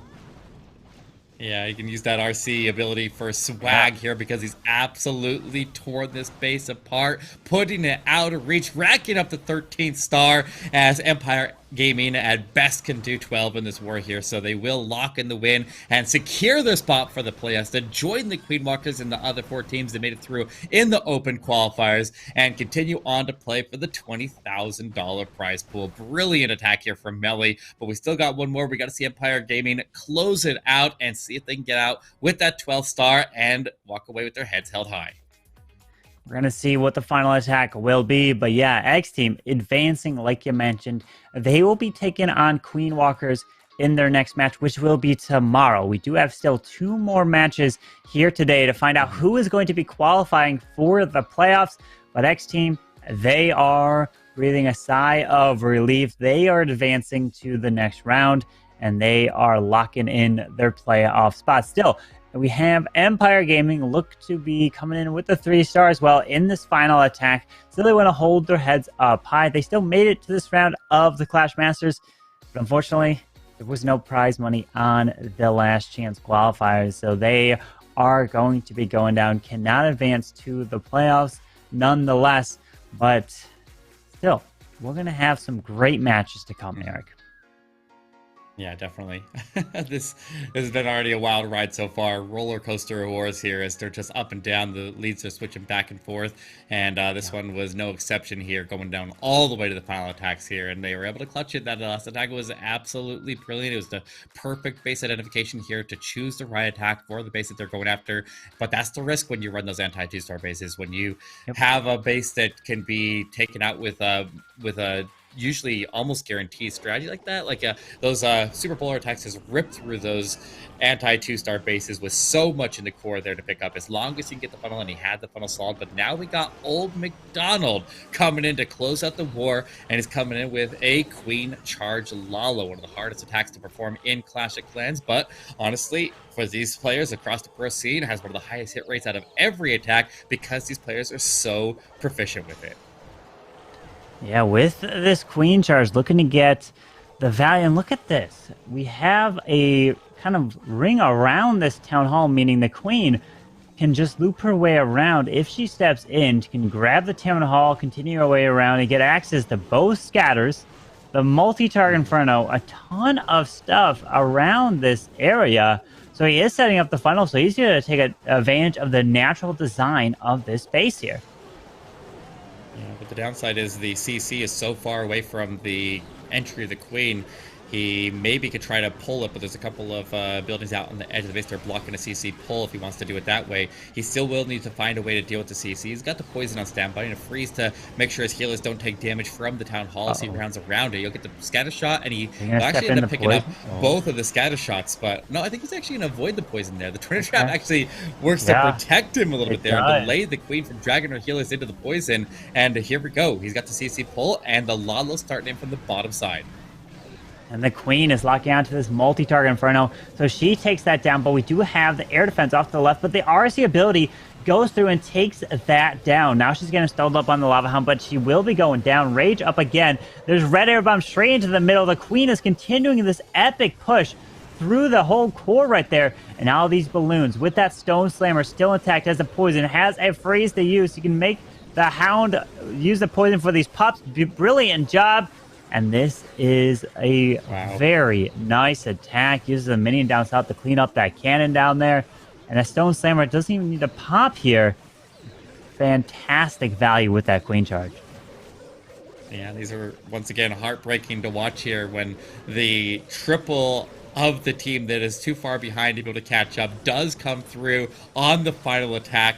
And had they been given the opportunity, this triple could have sent them into the playoffs, but unfortunately they are eliminated here. So a nice rally at the end here, but too little too late here for Empire Gaming.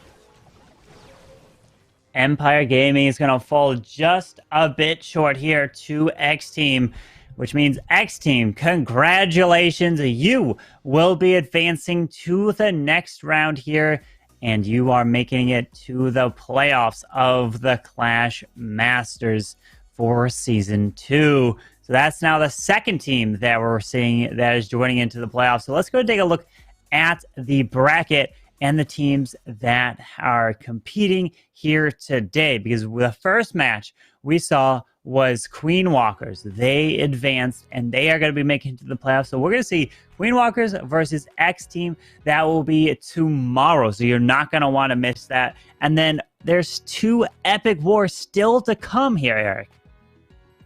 Yeah, DC Ranger versus Tribe Gaming will be coming up next. They'll be starting very shortly here, followed by Tompanite Empire and Benelux Esports. All of these teams absolutely incredible here, including a golden ticket holder, the world champion there with Tompanite Empire. So definitely some big name teams here, and we still have a lot of action to go here.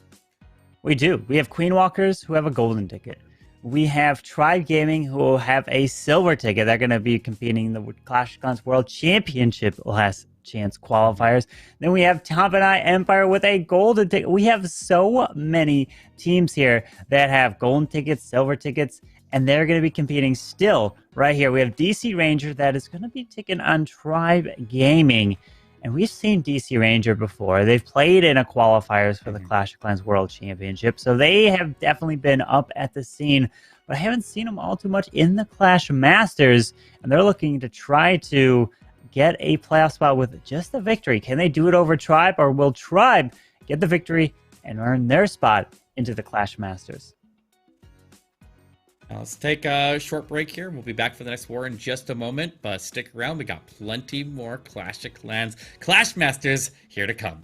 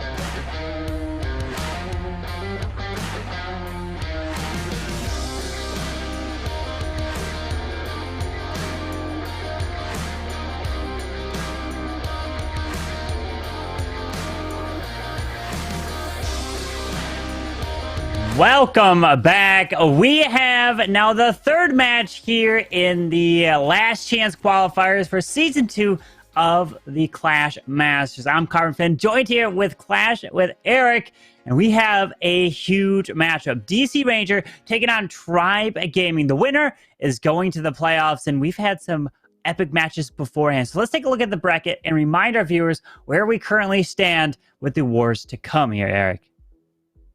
Yeah, definitely some crazy matches so far.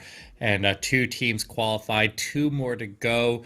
And this is the round they need to make it through to secure their spot for the playoffs. DC Ranger or Tribe will make it to join with Queen Walkers and X Team and the other 4 teams that made it through the open qualifiers. And then right afterwards, we're going to have Top Empire versus Benelux Esports. So crazy set of matches here set to come. And I'm excited for this one, Carver. This is a really big matchup. And this is going to be another nail biter, I feel like. Another back and forth, what do you think? Yeah, absolutely. We have DC Ranger, who's been at the competitive scene for a while now, and then silver ticket holder Tribe Gaming looking to be taking on this match. The winner is advancing in playoffs, and the next one right after that, we have a golden ticket winner, Tampanite Empire, taking on Benelux Esports. So we already have Queen Walkers advancing to the playoffs. We have X Team advancing to the playoffs. We saw those 2 wars. X Team actually took out earlier today, took out alternate attacks, actually. So the defending champions of the Clash Masters and also the defending world champions of the Clash of Clans World Championship. So for this match, if you were kind of leaning one way or the other, DC Ranger or Tribe Gaming, which one do you think would potentially win this war here? I think that the crowd favorite, being the more well-known team, Tribe Gaming, a lot of people are probably going to be cheering them on here, but DC Ranger has been absolutely fantastic. We've seen them play through so many different of the esports circuits recently, and they consistently climb to the very top of the rankings here. So we'll see if they can get it done today and make their first major debut into one of the biggest tournaments here in Clash of Clans Esports, and see if they can get it done with Monkey Ranger starting us off with a Warden Walk into a P.E.K.K.A Smash, and using a mix of bowlers and the Super Wizards here. An interesting take here, and a little bit different than what we normally see. Yeah, the Super Wizards are going to be able to help push through. He does decide to take a poison spell here. So typically sometimes when you see Super Wizards, some players decide not to take a poison spell at all because those Super Wizards will help chain through whatever might come out of the defending clan castle. But either way, using the P.E.K.K.A, Super Wizards push directly into the king with the assistance of the Headhunter. But he does have the Expo, unfortunately locking onto this Warden, which is going to be quite annoying. So these healers aren't transferring off just yet. There's a Giant Bomb, and needs to continue this push towards the Scatter Shot into the middle. I was worried about how he's going to get access to that scatter or that expo as he continued to wrap around it, and it was locked on his warden for so long there. But he does finally get the healer transfer forward, and that wall break that came in just to give him access to that expo and then step off was 100% worth it. That's going to give him the punch that he needs to go in the middle base here. But he will be rounding his healers around the Multi Inferno, so he needs to collapse this left hand corner very quickly while he fights off the Hound, and he needs to push everything towards that Multi Inferno in the middle because the healers are taking damage, and he still has a long push to go. And he also sends in, was that the blimp, or I guess it was a blimp to go take the town hall down in the bottom of the base. Yeah, those boulders though and Super Wizards got absolutely shredded from that multi-target Inferno that stood up in the core. But with the blimp tanking out the town hall, he's got all his hero abilities, the king, the queen, and now just pops that royal champion ability. The queen's ability goes off. It's going to help secure the multi. We do have a defending royal champion in the backside of the base, but there's a freeze onto the single target Inferno. Not going to be able to keep the queen alive with only 35 seconds left. The king's ability, but there's still quite a bit of defenses and some walls that he would still have to get through. Yeah, he definitely played it conservative there, going with the blimp on the town hall, when a log launcher would have given him huge access all the way through the base here. I feel like that was very likely the mistake that he gave there. He tried to play it too safe. He didn't want to take the risk there. He used a blimp to secure the town hall rather than going in with the log launcher or the siege barracks. He just didn't have enough punch on top of, like you mentioned, that multi-inferno in the middle there that he never got access to, which definitely is another reason why Log Launcher could have been really, really beneficial there. That just tore him to shreds there, but an 86% is a moderate percentage here, and it's a early opportunity for Tribe Gaming to get in the lead here. They got to be feeling good about that defense, and we'll see if they can take advantage of it. Yeah, that's a really strong start for Tribe Gaming's defense, but DC Ranger coming in and thinking that the P.E.K.K.A. and Super Wizards could really push their way to the core, but unfortunately, they were not able to. That Lava Hound really stalled up the Queen and kept the Super Wizards pretty far back once it did pop. And if you don't pop that Warden ability perfectly for your troops, especially through a multi-target Inferno, it hits 6 targets at once and can absolutely shred through a smash attack like that.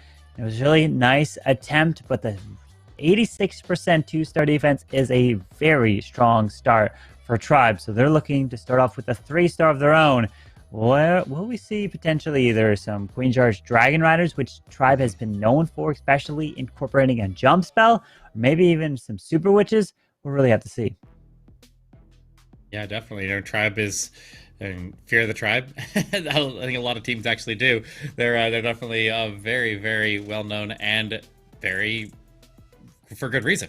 They're a very, very strong team, and we're going to be starting off with, looks like, a sneaky Bat Rider attack, a couple sneaky Goblins, and a Super Wall Breaker to go into the Town Hall compartment. He did take a Mortar Strike there to the sneaky Goblins as they went to that storage, as they try to clear out all of the area around that side of the Town Hall to make sure the sneaky Goblins go in there. They trigger the traps. I don't know that he's got 100% secured there, but he's going to send it anyways, and it looks like they will find a safe spot to stand. They will get the visibility down, and he will take that Town Hall out. Now, he's got the kill squad with 3 Ice Golems and a Log Launcher. He's got the Dragon Riders, only 4 of them, not a crazy amount here, but then he's sitting on 7 Bat Spells and 4 Phrases, so he needs to get all the splash damage under control here. So keep an eye on every piece of splash damage around the base, because he's going to have to lock up the majority of them to get the punch in with the Bats to go clean up the backside. And also, we got to keep an eye on the clock as he slowly lures the CC off to that left side. He'll fight it with the Queen before he even starts in with the rest of the heroes here, and he'll start to make his approach at the 2-minute mark.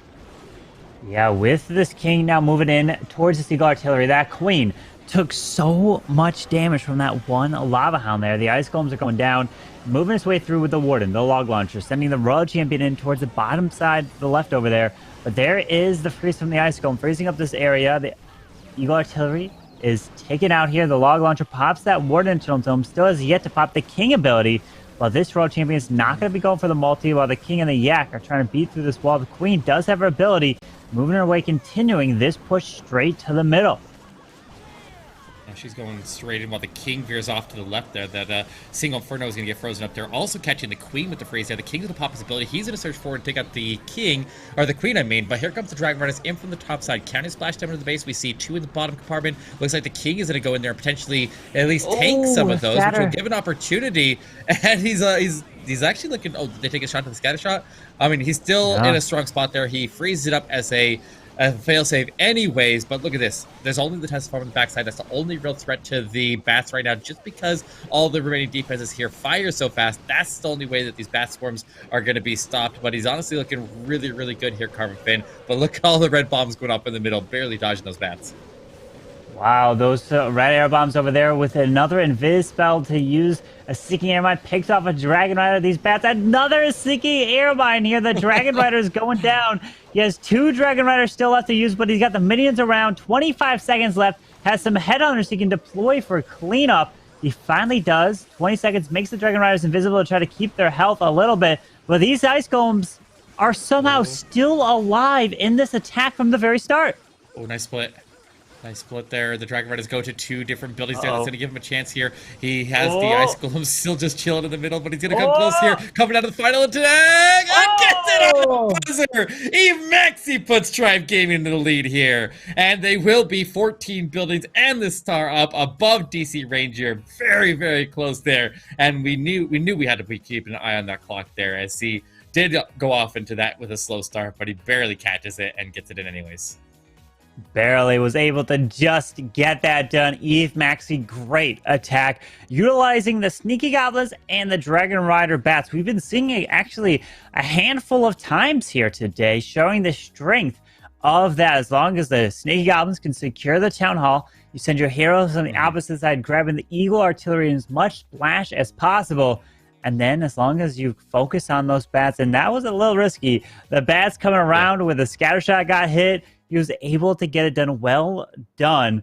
But now DC Ranger are looking to come in with the Super Witches. 4 Super Witches with the lightning spell. So we're going to see a Warden Walk, and typically going to see a lightning spell wherever this Warden Walk is. So probably going to lightning out this multi-target Inferno and Air Expo right in front of the Warden, and then start up with the Super Wizards, or not the Super Witches, I should say, into the attack here. He does have the log launcher. He might switch it up to a Siege Barracks if he wants to walk right near this Town Hall. Or even maybe potentially just say wants to go with a blimp. I mean, I imagine he'd have to come in to the right side if he wants to use a log launcher and get the effectiveness out of it. Going to the left here and going through the Town Hall to start is obviously a very low value for a log launcher, and he does break off to the right. The Queen will pull the Warden off of the Warden Walk here, and he'll join in. He delayed some of the healers there for a moment so that they could deploy directly onto the Queen and the 4 deployed troops there, so the Warden will have an easier time keeping everything alive there, as he won't have to have the Warden get stuck with all the healers on it potentially, but they still might end up having that happen. But the King works on the outside. The log launcher comes down. We'll see if this log launcher can give him access all the way through the middle of the base. But I also want to see this King get some additional value, as he potentially can go into this Eagle Artillery compartment and get joined with the Royal Champion. And here she comes.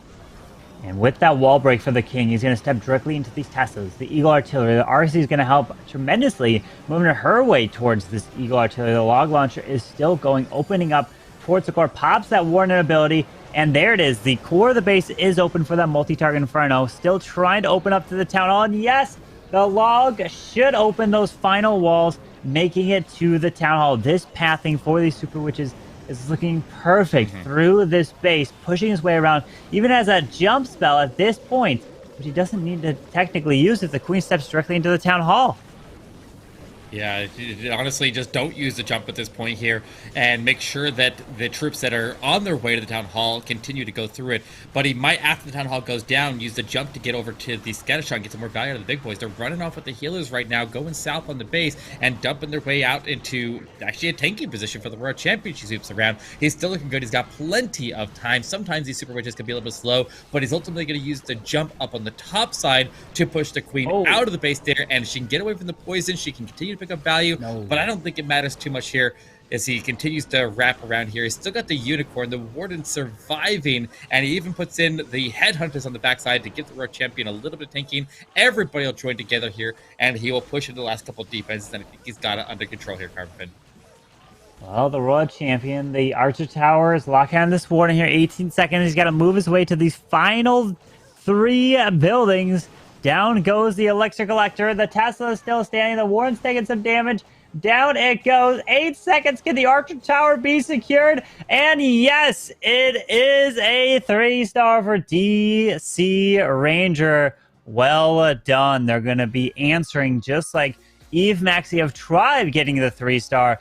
But that first attack for DC Ranger, which was an 86% 2-star, that's going to be the difference maker so far in this war. And DC Ranger is going to look for Tribe to see if they can hold them to a low percent 2-star in their next set of attacks.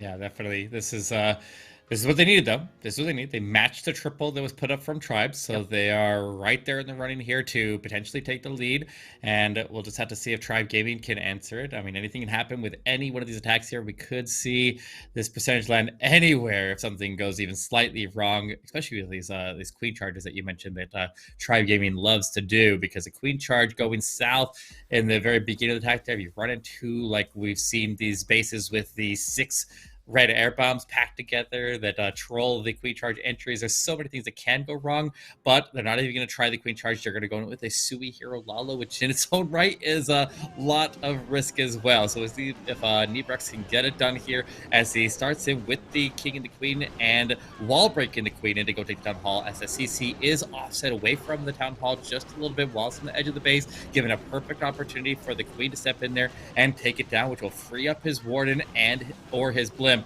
and make so that they can come in and be used elsewhere on the base. So we'll see if he can handle it here, if he can still deal with the CC, which it looks like the King might actually be able to go in there and deal with it with the RC paired together, and they will get that enemy RC down, get the multi down, and there's the CC pull with Headhunters deploying out. Yeah, with the Queen securing the Town Hall, Nebrex is looking to get some very nice value potentially with the skeletons, because you have to keep your eye on where the enemy Queen and Royal Champion are. Well, he secured the enemy RC with his heroes, so he's even got a stone. Oh, Ooh. no! He accidentally dropped the invisibility spell too late, so he wasn't able to step up to try to get that single target Inferno, but he's continuing to push straight through. So he has some Headhunters, the Stone Samurai, and Skeleton spells to move in towards the enemy Queen. I'm very surprised that he decides to take all the mix there to try to help take her down. There's the Skeleton right near the Queen, but unfortunately the Queen is over the wall, but the Dragon to hopefully can help take her down. But we do have some back-end Headhunters coming in, but these balloons, are they going to be able to path their way through to this Eagle Artillery with the Tesla Farm popping? He's got that scatter shot giving him trouble too, as he's not getting the pathing into it. This skeleton spells did nothing to give any distraction for the scatter shot, as now it turns onto the Warden and the Owl, but he's now going to push his way through the other one. He's still not getting that Eagle Artillery down, struggling here, and the heal finally drops, but we said anything could happen, and anything just did, Carbon Fin. He's going to leave up a lot of percentage here, crossing into the 70s. He'll get anything he can, but there's a lot of defenses over on the right side that are guarding a lot of the trash, and there's no way for him to get through there with his fleet of troops. The Warden will pick up what he can. If you get that Eagle Artillery, okay, he got that, so he can at least spend the rest of the time here to pick up whatever percentage he can with the archers, and he can keep them safe and maybe get it to the 80. But this is a miss for Tribe Gaming, which means DC Ranger is now in the lead in this match. With DC Rangers 86% 2-star, this is looking to be just around 78, 79. Going to be struggling just to be able to get towards an 80%. Has a few archers. He needs 20 seconds to try to take down this laboratory or the research here. But, oh man, unfortunate attack for Nebrex. So they're going to be falling short with 9 seconds. Should just be able to finish off with the 80%. And yeah, down by the 6% so far right there. And Nebrex for Tribe Gaming not going to be getting it done. And now the momentum is going to be shifting over towards, over towards the other side there. So we're going to have to see what can DC Ranger do to utilize. And they come in with a 3-star. They will be taking the advantage, taking the lead now in this war. Yeah, definitely. This is a big pickup there for a DC Ranger to get that defense, and that's exactly what they needed. And going against a team like Tribe, any small thing that can go to your advantage is going to really, really help out the morale of the team. And just when you're going against a team that people fear, like Fear the Tribe. You like that? Those little pitches? All right, here we go. We got DC Ranger coming in with Phoenix, and we got ourselves another P.E.K.K.A. Smash. Well, we've got a mix of a bunch of these spells here, including a heal spell in the mix. So he doesn't... Typically, we tend to see a lot of rages because you want those healers to transfer off to really protect those P.E.K.K.As, because that's the key. Your Warden ability has to protect the P.E.K.K.A so that they can stay up moving through the core of the base, and even investing a siege barracks on the complete opposite side of this town hall. So he's going all out. King, Ice Golem, Queen, Balloons. The Yetis do actually skip through, jump over the wall, and now he's pushing his way straight into the multi-target Inferno. There's the defending King. The Clan Castle will be coming out pretty quick. Oh, we have the Warden ability going off, protecting everything as he moves his way into the middle. Got a couple of black bombs and other air traps going off on those balloons up in front of the healers. They're keeping them nice and protected. The healers are inside of the Ranger, and they're locked onto the forward group, which is going to keep everything topped off. Oh. He drops in his King late deployed with the Royal Champion. Wait, was the Royal Champion? His Queen went up to the top side. The Queen. Was that intentional? Did she...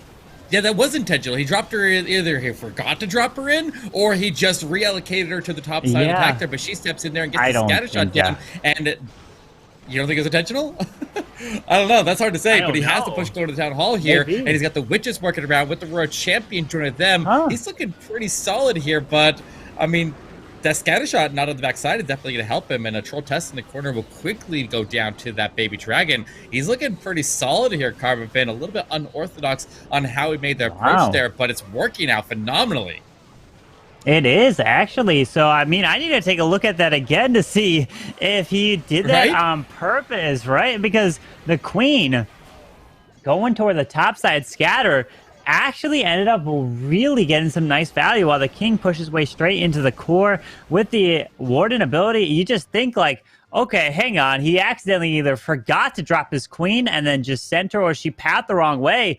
But the value was there, taking that all down. So now DC Ranger come in with a 3-star. They're looking really good here against Tribe Gaming. Because we're looking at the score, it is 8-5. So if Tribe come in with a 3-star, they'll be tied up on the stars. But the percentage game over in DC Ranger's favor right now. So Tribe is up against the wall. They need to be pulling off some 3-stars and hope for the defenses. Yeah, and the way that top compartment was funneled and wall broken open, that seemed quite deliberate there, Carbon Fin. I don't think that was a mistake. I think that was all planned. Maybe. It looked to be. I mean, hey, you can't really expect you can expect the craziest things in these types of wars with these pro players. So the smallest detail, that's what these players do, is they plan out every single troop to the tile, and they know exactly where these troops are going to go. And sometimes, I mean, even though they may know, sometimes the queen may have a mind of her own. You know, I really want to see that new king skin in action, right? That new golem king will eventually be used, unlocked from that gold pass. But I mean, hey, why don't we get another kind of a troop skin? You know, that would be a queen wall breaker skin. I know everyone would love that, right? Wouldn't that just be the best? But hey, I guess we'll have to wait and see if that ever does come out. I'm still looking for the barbaric king. You know, I just plaster my face onto a barbarian king. I think that'd be epic. put a carbon face onto a warden or something like that. Like these are the queen skins. These are the hero skins that we really need. But I mean, that new king skin is pretty awesome, and he's so big. It's like the dude's like 3 times the size of the normal king. Like he's such a giant thing on the map there. But we'll see if Exorcist can get it done. Shifting focus back onto the war here. Exorcist coming in with another P.E.K.K.A. smash. This attack being widely used here. And I feel like we just saw this base, didn't we? We did, yeah. Yeah, we saw this one with the Queen Charge Lalo. That was the final attack from Empire Game, I think, right? Because, yeah.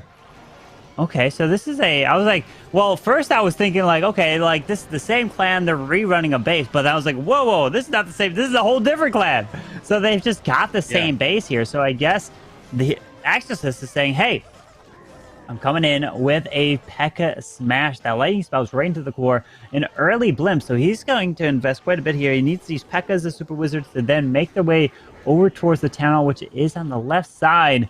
So he's taking his time once the sound pops to be able to set up the pathing for the P.E.K.K.A.s and the Super Wizards. Yeah, I think he can reach that queen over the wall there if he can get her to aggro on.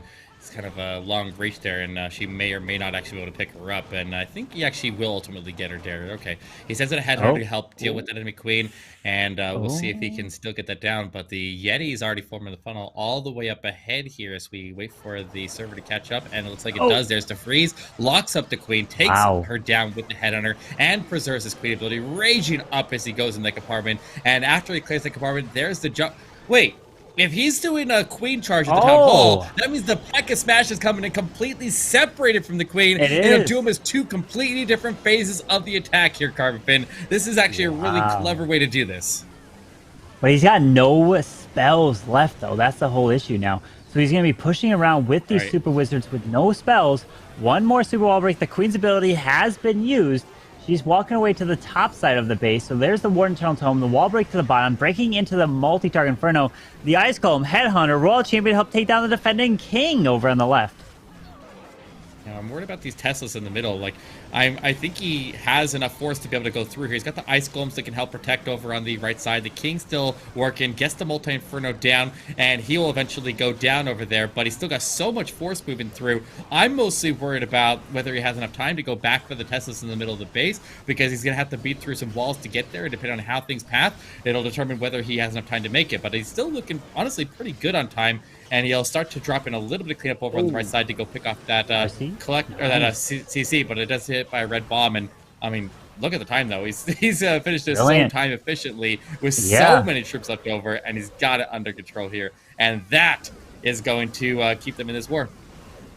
GG to Exorcist. And when you think he's going to be coming in with a standard attack, no, he doesn't. He mixes it up and keeps you on your toes. And he comes in with a queen charge into a P.E.K.K.A. smash with the Super Wizards on the complete opposite side. Completely not the normal style of attack where you try to have the healers transfer off to the P.E.K.K.A.s. But no, that queen taking the jump, walking around, grabbing all that value, and each phase of the attack was specifically designed like that. Well done. You can just see the planning that goes into Exorcist attacks. Yeah, that was just a brilliant path there. I like to use the use of the blimp to set up two separate funnels, one for the P.E.K.K.A. smash, one for the queen, and then the lightning just to top it off and further deepen that funnel all the way into the corner. So we had a really thin pathing that made so the Tank King stayed in perfect position, and he was able to power through even without the healers on the P.E.K.K.A.s, and the queen could just do her thing there, also using minimal spell support because he used that lightning, and he raised up that blimp too, didn't he? He used up a lot of spells there right at the opening, and he still pulled off and crushed it. He didn't have any spells for the actual P.E.K.K.A. Super Wizards portion of the base, so he was relying just on the strength of those troops with the Warden. But now we have Eric. Oh, hey, Eric, is this you? Wait, are you playing right here in DC Ranger? Like, you casting and playing at the same time? Otherwise, it probably is. Man, Eric, that's pretty impressive. You're casting and playing at the same time. I have to hand it to you, man. Man of many talents. Oh, man. All right, well, we got Eric going to be punching in here with this Queen Charge Dragon Rider attack. Looks like the King is going to go into the Eagle Artillery here. He put a funnel to punch him in, but the King is taking the scenic path, and he's not going to go in. Oh, a little bit of problem right out of the gate here, which means this. Oh, the Queen's not going in either. Whoa, what has happened with the attack here? He's in trouble. Yeah, she goes back. Okay, she's okay. But the King, the enemy King, is in the way here of the World Champion. He puts in the headhunters. The last he can help out, he has to deploy 2 headhunters to make sure that he gets through that, and using the freeze there to ensure that he gets that. He's adjusting his plan there. He seemed to be clearly trying to punch his King into the Eagle Artillery. He continues to block, and he clears just trash on the outside. Minimal value out of the King and reduced value of the World Champion, not having that King around there to provide the tanking for her. So he'll make her invisible, try to get as much value as he can. If he gets that multi-cool, but he's not going to. Oh, unfortunately, because he probably wanted to send the World Champ. Oh, Queen, Giant Bomb! Oh, she just barely survived those super minion shots through that rage. But now sending the Stone Slammer, which will path its way towards the core multi, and this Queen. Wait, he's relying on the Queen to secure this Town Hall. And there's another rage to be sure to try to help top this Queen up as she approaches the Town Hall now. Wow. Yeah, he has to make sure that he holds on to that ranger until he's 100% secure that the Town Hall is down before he can try to reallocate it somewhere else. But the Dragon Rider is making a strong push. The Stone Slammer goes down in the middle of the base. There soaks up a ton of traps there right as it opens up. So those balloons are not going to survive much longer, but they were able to push through. They protect the Dragon Riders in the middle base. And now it's the push of the Queen here into the single Inferno. She's holding its attention right now as the Dragon Riders make their approach. And now the healers are transferring forward, clearing a whole bunch of traps as they go up to the top of the base and give some protection for these Dragon Riders as they punch their way through. But there are a lot of air skellies in the area. The minions are on the case there, and they're going to get those air skellies out of the way. But he still has an air defense of the Archer on the backside, and he's down to very low HP on these Dragon Riders. Oh, and they're seeking airlines right there. That does take him down, but unfortunate there. So we are going to have to be seeing now what kind of percentage he can be getting. So this is the defense that Tribe is looking for. So the very low percent that came in from Nebrax is a huge difference maker in this war. You can see right now the percentage. It's all tied up. Exactly, unless he can take down one more building. Oh no, he's down by 1%. Wow. No, not total. 94.5, 93.3. So it's just a 1% difference right here. Eric May, unfortunately, falling short there for DC Ranger. Yeah, I guess I shouldn't have been trying to play and cast at the same time. The struggle's real. The struggle's real. But at least I saw what I was doing wrong, you know.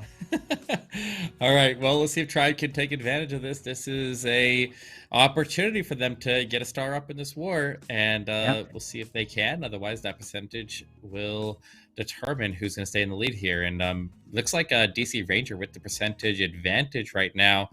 I believe that's an average percentage they're displayed, or is that the total percentage? Looks like average, right? So looks like a Tribe Game. We'll just have to get in here, triple, and try to get ahead, and we'll see where the percentage lands afterwards. But Kronos coming in with a Blizzard Lalo for this one with 5 invisibilities, and he's going to open up with a Hound and a couple balloons there. The Blimp going to work its way in. It is going to potentially have that Sweeper knock him back, but he'll freeze the Sweeper. That'll give him a little bit of protection, but the Blimp trying to land on top of the Sweeper, and ooh, I think he's on the wrong side of the wall here. Okay, I think he's made a mistake here, Carbon Fin. Oh no, he did not get in towards this multi. Oh, look at that. Yeah, the multi-target Inferno is right there. The scatter shot's even on the other side, but let's see how he can adapt here. Yeah. And even if he landed over a little bit further to the left with a double multi-target Infernos, potentially could have reached, but he can react on the fly here. He can even send the Road Champion. She can move her way into the scatter, but we do have a Sweeper that is pointing up towards this Eagle, which could be a really annoying for pathing. Yeah, he can get the Queen to work with the King and the Road Champion to clear this entire bottom right section of the base there, from the corner in the right all the way down through the Town Hall. Getting the CC pull out of Blimp there is at least a decent amount of value that he can still work with. There's still some potential in this attack here, and he just needs to keep this Road Champion protected. He didn't use up all of his invisibilities. As he saw that Blimp was not going to get the value, he held on to a handful of his invisibilities here, and now he has those for use with his Road Champion. He'll pop her ability right there. That'll damage up a single Inferno. The King will surge his way in there. He'll take the Town Hall down, and he'll actually go all the way in and finish off the single Inferno before it even goes full beam. The RC, unfortunately, didn't go to the middle of the base there, so that multi-Inferno will stay standing, and I'm curious to see how he can deal with that, because it was clearly intended for the Blimp to go take out that multi-Inferno in the middle of the base, and now it's going to be a big roadblock in his path here. Tassa Farm does pop on the top side of this base, but he's lallowing straight over to the left. He does lock onto the enemy Queen right away. That means he's going to end on the Eagle Artillery. The Queen ability goes off. These multi-target Infernos are absolutely shredding through these balloons. Now there they come on the top side of the Tassa Farm. Can he path his way over to the multi? He does, but we got a handful of red airbombs. Balloons are not going to the middle multi. There's a freeze on the top Eagle Artillery, but he's no way able to get through that, and that is going to be a defense for DC Ranger. And unfortunately, only about an 88, trying to get a little bit more, about an 89% there, but oh man, how unfortunate. Yeah, I think the Warden was sticking back really far there. Like, when you notice when all the balloons died, the Warden was still standing near the Queen. I wonder if he decided to follow her instead and left them stranded up there with half HP, because I remember that Warden, the HP boost on it gives almost 1,000 extra HP to every single one of those balloons, which is huge. That's almost doubling their life pool, and that can have a big impact as they go into those splash damage, like those multi-infernos and taking eagle strikes and all of that. It can be absolutely critical for keeping them alive and moving, and if the Warden isn't sticking right there with them, then they're very vulnerable. But it's a miss, and we can see where the percentage lands. DC Ranger has the percentage advantage. They have an opportunity to close it out right now. If they triple, they win. But if they leave up even a single percentage, they leave the door open and Tribe Gaming can still steal it. Yep, one final attack for each side. A 3-star from DC Ranger, and they advance to the playoffs. But if they don't, then Tribe Gaming has a chance to make a comeback in their final attack. So we're going to have to see, will Tribe's defense hold, or will DC Ranger pull through and get that winning, the clutch 3-star here to advance to the next round. But here it is. Demolisher is coming in with a Sui Lalo, has an Ice Hound in the mix as well. And look at this channel before Nebrax's base, all the way through the middle, right on in there. So let's see where this queen goes. It looks like he wants to path her straight to this town hall, as the king is coming off to the left side a little bit. Yeah, the Inferno CC Town Hall placement here would make it very difficult to do a queen charge for that, so he's just going to have the queen just go in, not pull the CC while she takes out the Town Hall. The archers that spawn off her ability step forward a little bit there, drawing a partial CC. Only a couple of archers come out, but he's got his Aurora Champion taking advantage of the King's tanking down at the bottom. He's able to work his way through that enemy Aurora Champion, push his way through the multi-Inferno, and he does end up getting a full CC pull. He burns the poisons, but I think the Super Minions might actually step out of the poison, so he replaces it with another one here, and if these Super Minions don't go down, he's in a world of trouble here, as he'll have to find an alternative method to take them down, and they do stay standing. And that's a potential sigh of relief here for a Tribe Game. We'll see if he can end up dealing with those, or if these Super Minis are going to cause so much damage that he won't be able to recover from it. But he's still making a strong push here. The Lalo in, and where on earth is his ward? And there he is, up on the top side. Well, the problem is he has an invisibility spell, which typically you tend not to use with a Lalo. You want to use the invisibility spells with your heroes. So he did infest that. We still got the multi-target Inferno straight up in the core, with the Sweeper pushing his way back. And the balloons are trying to make their way through, but the Super Minions are doing so much work here. It does have one heal spell left. There's the heal moving into the single target Inferno for these balloons as they're splitting off. Drops the Baby Dragon onto the top side, but he does get locked down by this air defense. But that middle multi-target Inferno is going to do a massive amount of damage here. This is such a big opportunity for Tribe Gaming now. They had him on the ropes here. DC Ranger with the opportunity to come in and close it, but now with basically just the Warden as the final damage dealer on the base here, the balloons will get knocked back with the Warden continuously, and the Super Minions continue to pick off his cleanup, but every percentage point here makes it a little bit easier for Tribe Gaming to be able to get ahead here in this war. DC Ranger did have the percentage advantage going into this attack. We'll have to see exactly where it lands as they come out of it, but these balloons just gonna endlessly get knocked back by the Sweeper, soaking up some traps there, protecting the ward a little bit there, but one way or another is not gonna happen for him here, Carbon Fan. It's a defense and an opportunity for Tribe that they have to clutch to be able to take advantage of it. Looks like he's gonna be getting 84%. The Owl's trying to get a little bit more chaining. Oh, there it is, 85% 2-star there. And what a, wow, look at that, 88. Oh, 87 every as well. Every percentage is going to matter. Unbelievable. So an 87% 2-star means that if Tribe Gaming get an 98, I believe, it would be an exact tie. A 98%. So it has like that. You're basically a 99. A 99% 2-star is a win for Tribe Gaming, or obviously a 3-star will win as well. So good luck to the final attacker, which I think it might be Knowledge coming in. Yeah, I mean, all you got to do is time fill.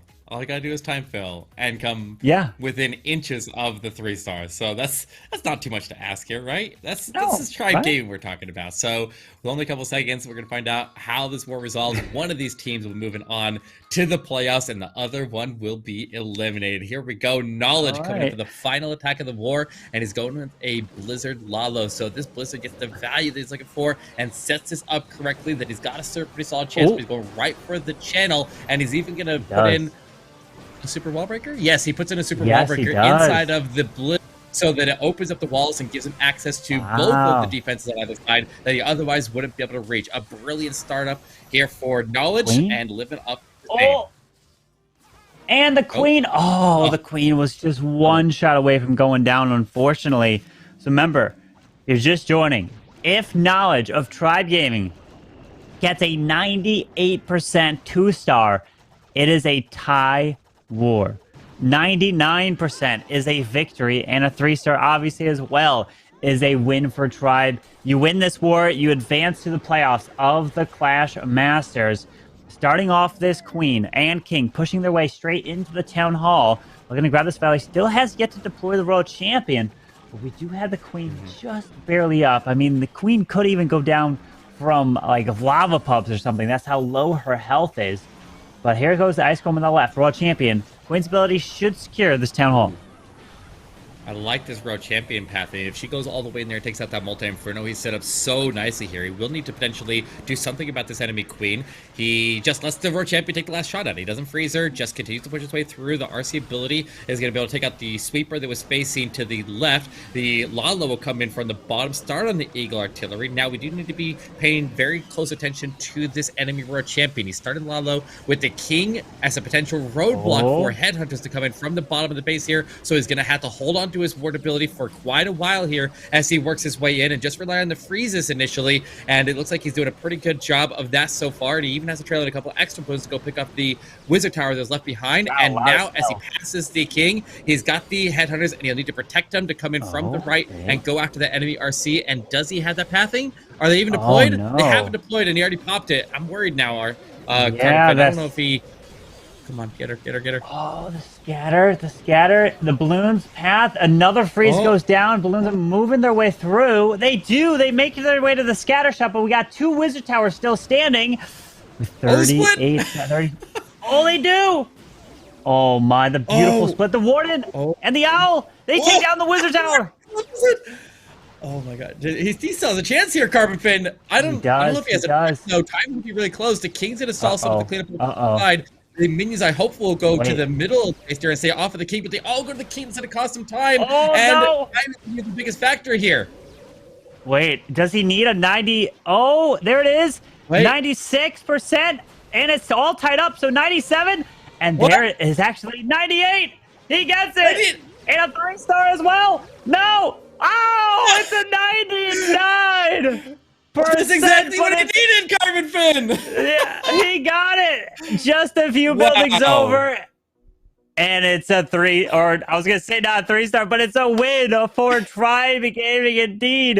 It is the time fail, but the time fail gets it done. Congratulations to Tribe Gaming. Wow, that was absolutely insane. You said he needs a 99% of the triple, and he gets exactly what he needed.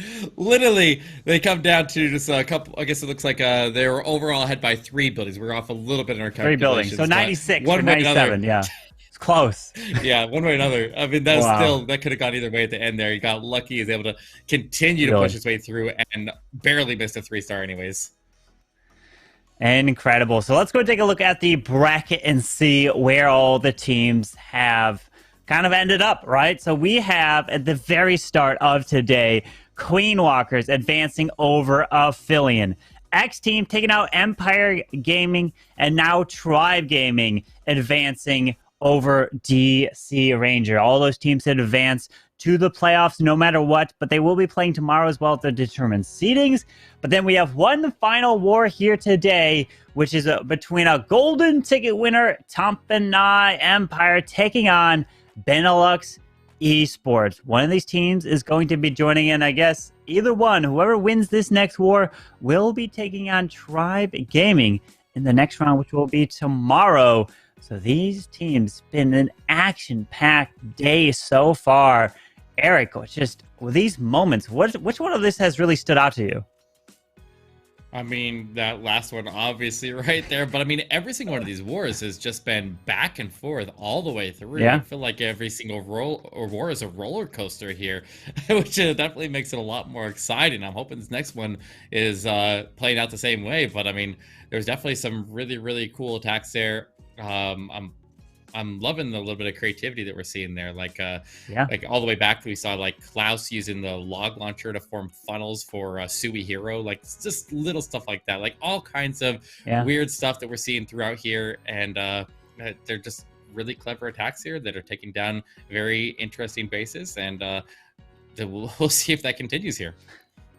Yeah, we're going to have to see, because Tampanai Empire taking on Benelux Esports. we know we've seen tons of Tampanai Empire throughout the competitive scene. Benelux Esports has been around, but they haven't been in as many of these final performances like Tampanai. So Tampanai have the experience behind them with kind of world championship kind of stage experience. So they're going to be kind of focused here, trying to win and take on Tribe Gaming in the next round. But Benelux, they've proven to get here, so they are definitely up for the task to try to take down a world qualified team of Tampanai Empire. So we've got tons of familiar faces, but these wars of Queen Walkers taking the victory. X team, who defeated Alternate Attacks, the defending champions of Season 1 of Clash Masters, and also the defending world champion, and now Tribe Gaming advancing. So no matter what, tomorrow is going to be action-packed as well. Yeah, I mean, you look at this Tampanai Empire team. If you are not familiar with this team's history, they were Team Queso in 2019. They made it into third place in the World Championship. In 2020, they were playing under the name Existence, and they made it into the World Championship then as well. Also qualified this year, a golden ticket holder. This is a monster of a team, and a huge team to go against Benelux Esports, and they gotta have there's got to be a lot of psychological factors as they go into this here, and they know what they're up against. They know how consistently good this team plays, and we'll see if they can get it done today, because they got their work cut out for them. Yeah, to think that each one of the years, over the 3 years, they've qualified each time under a different name, right? That's absolutely and that's crazy. Like, imagine just qualify, but their team name has been completely different each and every time there. So well done to them, but still, these players are ready to go. And the one attack that's really stood out to me throughout today that I've seen quite a bit is going to be like the Sneaky Goblins, or even not with the Sneaky Goblins, but really the Dragon Rider Bats, right? We've been seeing some really nice attacks of the Dragon Riders Bats, really utilizing those Dragon Riders push to a certain side, and then the freeze timing to help protect those bat spells is absolutely incredible. But here we go, the very first attack in the last war of today. Rigo Torres coming in against Rick. Rigo is looking to come in with the Rage Up Battle Blimp straight over the Eagle Artillery. The Yetis do actually run straight over to that Queen to help try to take her down. And it looks like she just barely is staying alive there.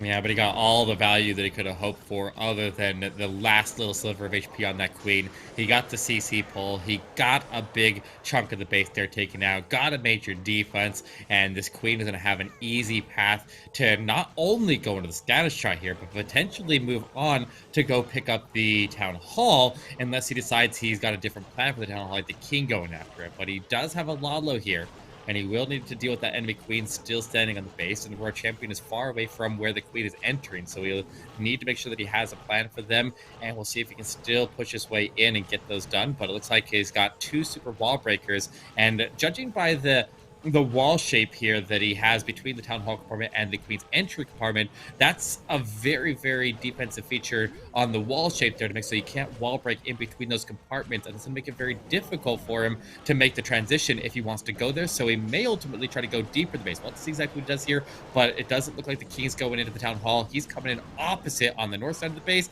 and going after the Multi-Inferno.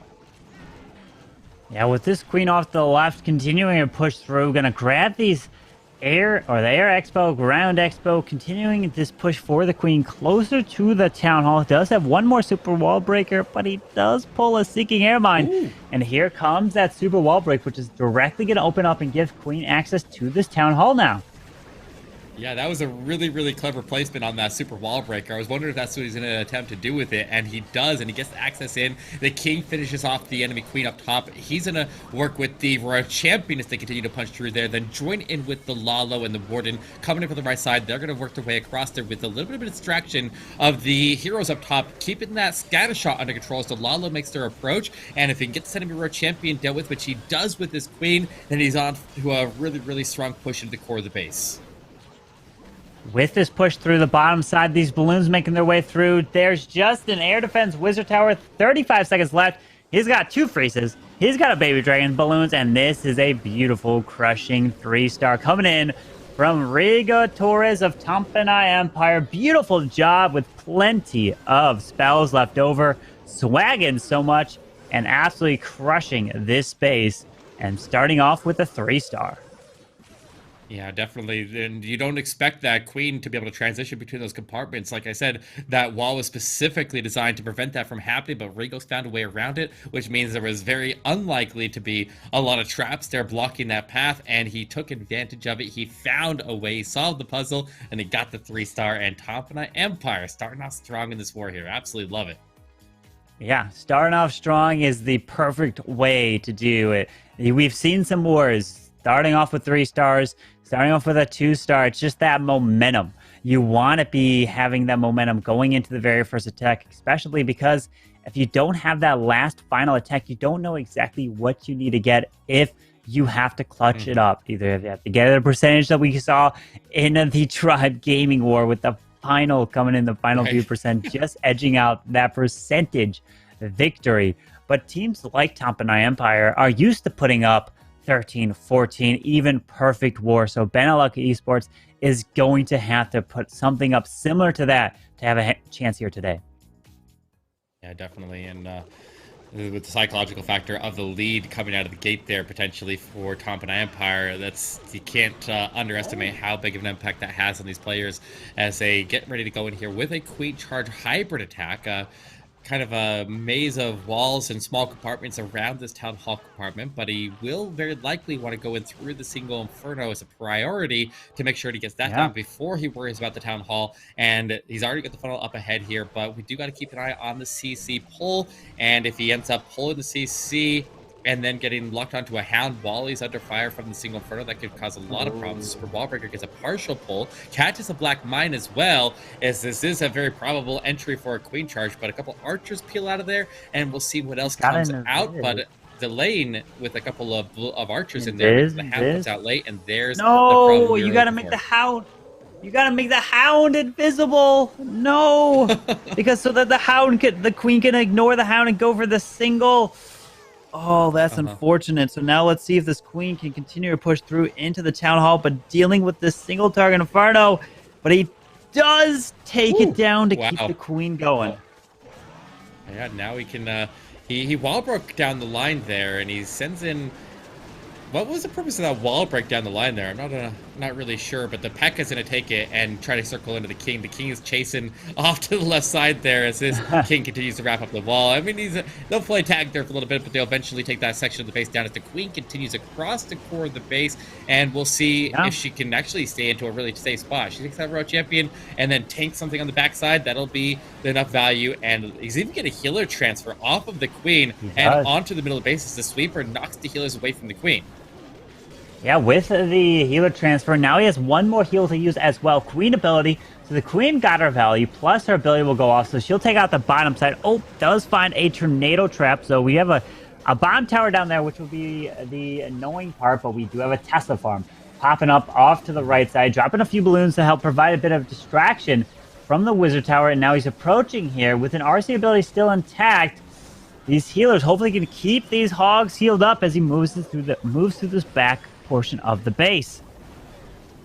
The hogs arrive into the defenses a little bit before the road champion, giving her a little bit of protection while these healers continue to top her up. He's got another 30 seconds. The hogs survive. They take the expo down. They can coast their way in, and he's got the triple. He'll match the one from Rigo Torres, and they'll put this war tied after the first set of attacks here. Brilliant attack here. What do you think? Do you think he would have made that if he didn't get the healer transfer? I don't know that he would have. That actually worked out really nice. I don't know. Yeah, that was actually the first hybrid I believe we saw here today. So utilizing the hog rise, the miners, we've seen a mass hogs coming in, but not the hybrid. Been seeing the P.E.K.K.A. smashes, the dragon runners, the Lalos, but a nice time to finally see the hybrid being used as well.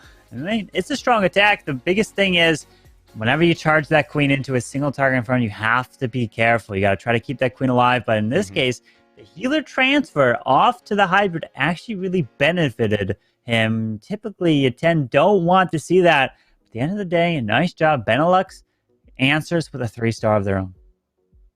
Yeah, and the enemy royal champion still going down to the queen as she continued on. She had her ability, like she stayed protected even without the healers, Yeah. just with the unicorn for quite a while. I wasn't really too worried about her staying alive to the end of the attack there after I saw that she was under very little damage after she passed that town hall. But the little damage that she was under made so that the healers could transfer off and she could still continue to pick up value. So it actually worked out really, really Yeah. nice for him. But we'll see if Michuo is able to get it done here from Tompanite Empire as he comes in with the clone Skybird attack or Hydra attack as he starts to funnel out around the town hall a little bit, and then he can use the clone with the blimp to nuke out a section of the base, clear that section of the base around the town hall while taking out that single inferno, and that'll push all the dragons to stay together as a pack. Even if the clone doesn't get a crazy amount of value, the clearing of the buildings just funnels the dragons to stay very nicely packed as they shoot in the middle of the base there and give him the value that he needs out of the dragons instead. But there we go, the clone comes down and he's looking good to push in the middle of the base here. And these Dragon Riders do path their way back to the core, finding some Seeking Air Mine, finding some red or air skellies as well. More air skellies on the top side. Ooh. These dragons are trying to push their way through, and they did split off. And no! He pulled out the Lava Hound from this clan castle here, Eric.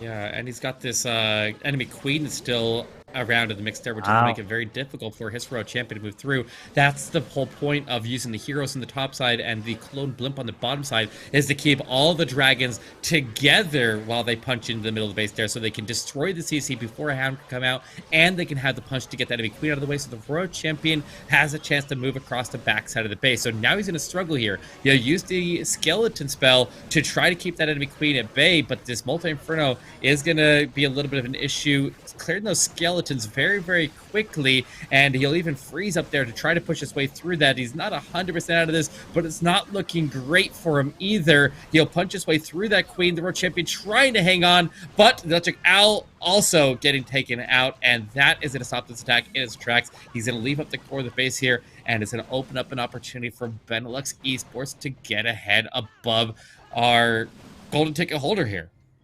Yeah, that we're going to have to look to answer with a higher percentage than what Michuo's doing. Does have one Snake Goblin to use, but he can't really get any value with it. The Queen is about to be going down to the multi-target Inferno. It looks like he's finishing with just about a 90. Oh, couldn't even grab the Queen platform.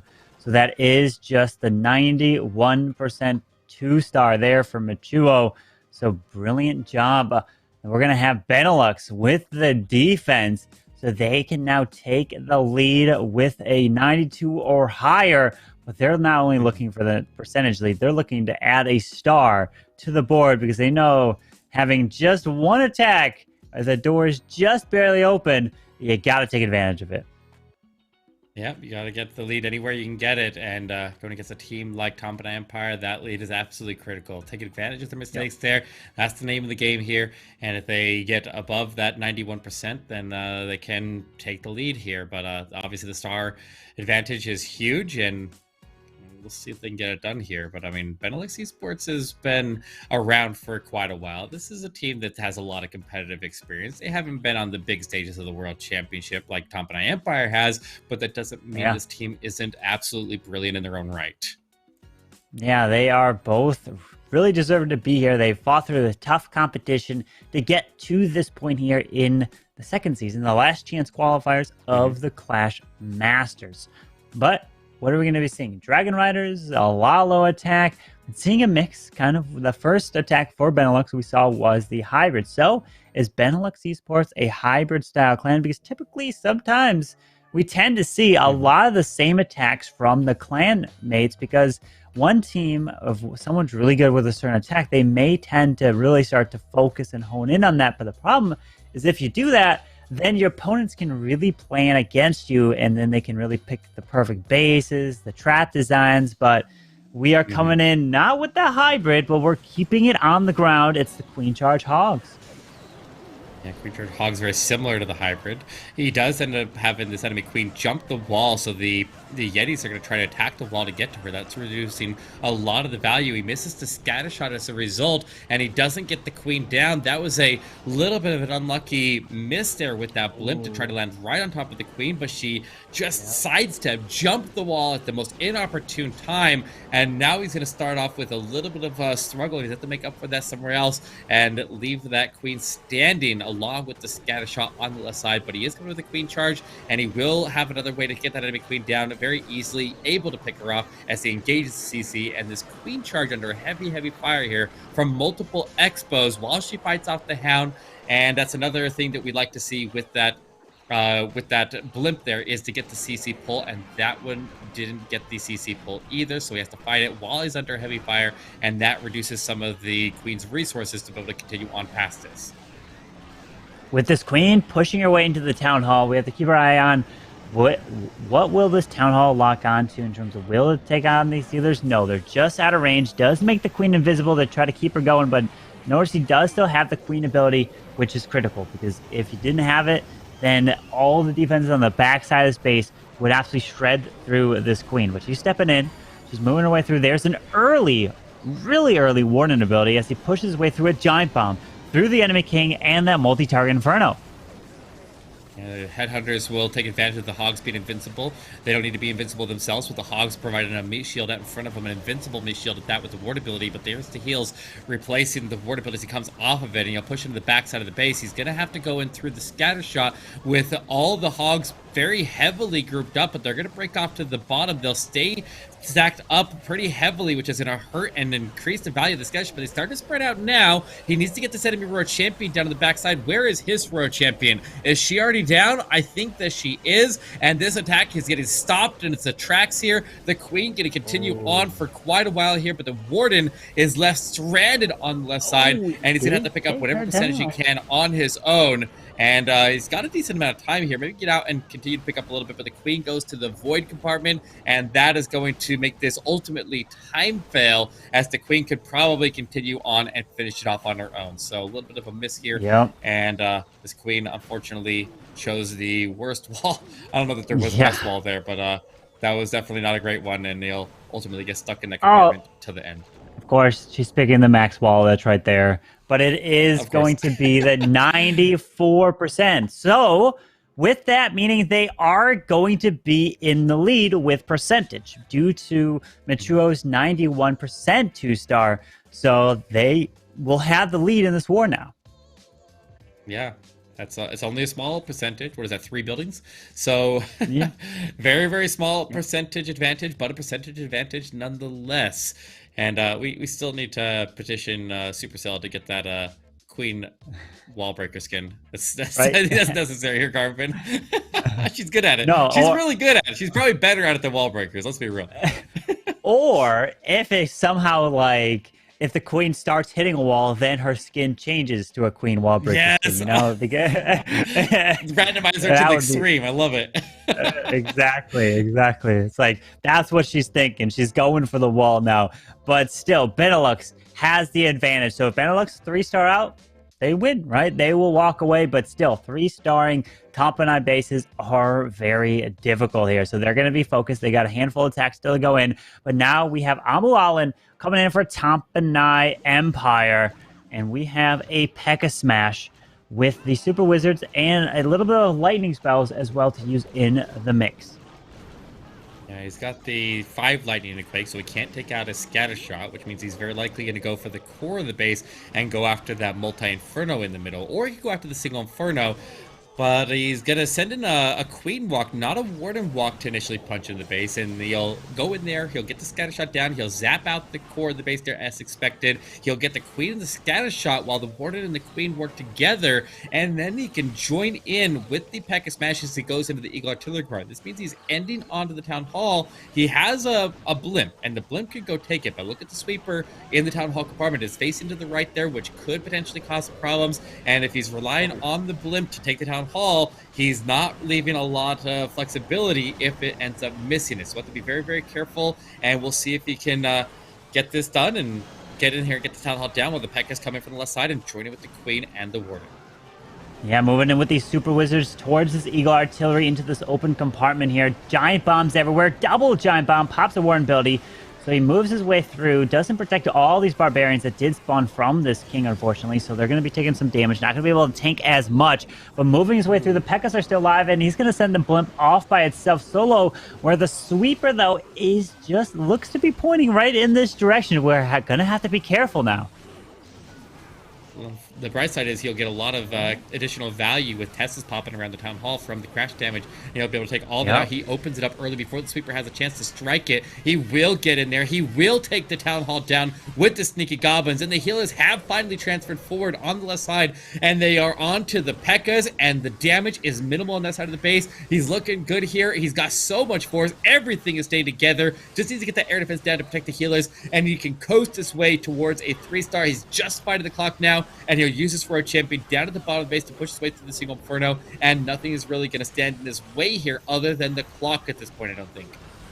Yeah, he's going to have to drop a wizard down south potentially. Oh, he makes a headhunter to pinpoint the queen platform. Beautiful for funneling. The wizard is onto the storage, so he's grabbing this. The queen loops her way to the top. The royal champion's cleaning up, and Amu Allen is going to be getting a 3-star here for Tampanai Empire.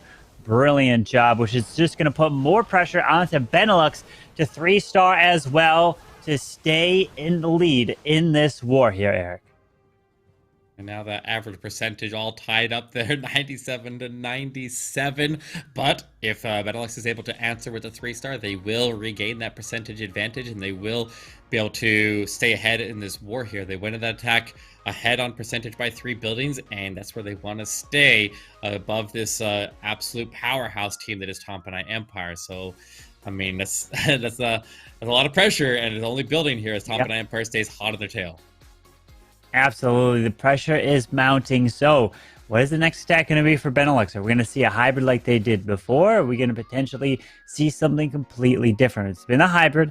It's been the Hawks. So they've been keeping it on the ground, utilizing these 2 different types of attacks. So remember, the one thing that really sets the Hogs hybrids apart from like Lalo is that when you pop your Warden ability on miners and Hogs, you could still lose your troops through spring traps. Like when you pop your Warden ability for air, it's impossible to lose anything that is protected by a Warden internal tome. That's just why air is so strong. So imagine if they ever made it that if you pop the Warden ability and your troops couldn't get sprung, oh man, the ground attacks would become so strong, especially pushing through a spring trap filled area.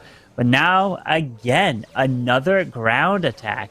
It is going to be involving the Super Witches this time. Doesn't have any lightning spells, so he's going to take the log launcher to try to charge his way through, and does have a jump spell just in case, probably to jump into the town hall compartment if the log launcher doesn't open up all the way through there.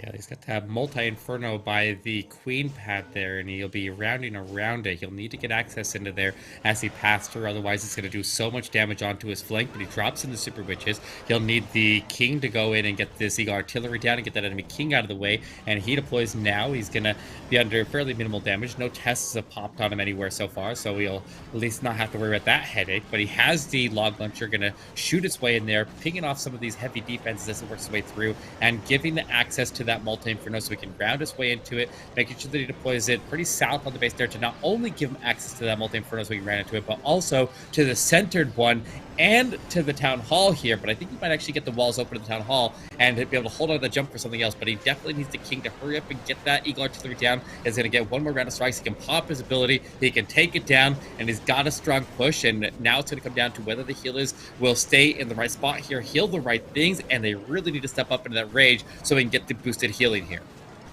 He does, but the town hall compartment is now open from the log launcher, and he's moving his way through. Still has the jump spell, so doesn't need it for the town hall. He can use it on the backside toward the scatter shot. If these healers do make their way over there, he's not jumping now. I would potentially maybe drop that jump over that Royal Champion platform, but the Super Witches have now been taken out. He does have another rage, an invisibility spell for the RC, and luckily this Royal Champion is just running around that Town Hall poison, so she won't have to get slowed down by it. Yeah, the nice part about the speed of the witches here, they move so slow as they take that town hall down that they are sometimes able to avoid the blast, but they also take advantage of the range and they sit back, keeping the healers delayed from going in there, giving the town hall poison time to fade. But the RC pushing the top side, he's got the jump. He can use the jump onto the base there to get the queen and the remaining super witches in the top corner. He's got 30 seconds to close it out. The RC still moving through strong. The big boys are stepping out into the mix as well to give him a little bit of extra tanking, help him get the ground skellies down. The queen steps in as well. Everybody working together here. Collapse in the top corner, and it seems like he's got enough to get the triple. All defenses down right as the road champion finally drops, but he's got more than enough, and they will maintain their lead. 3 buildings up again against Tompanai Empire, and Benelux Esports clutches it and maintains their lead. This is huge here, Carvin Finn. Absolutely. They are answering with a 3-star of their own.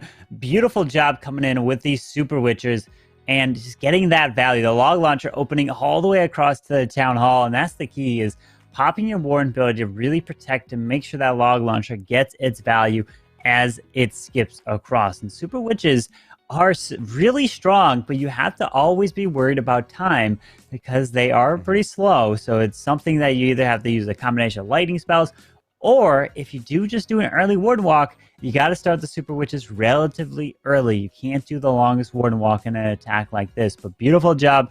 They come away with a hybrid triple. They come away with a 94% hog, Queen Charge Hog 2-star, and then they 3-star with the Super Witches. So they've been keeping it on the ground. Nothing really air yet from Benelux.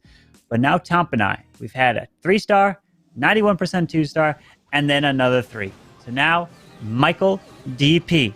They are looking, he's looking for the Dragon Rider triple. He's got the Zap Dragon Rider. He's got a mix of the lightning spells all over, 5 of them, to be able to Earthquake and a double poison spell. Potentially, you didn't know what CC was going to be lured out, but he takes out that core Inferno Tower right in the middle with some Builder Huts. And you got the sweepers out of it as well.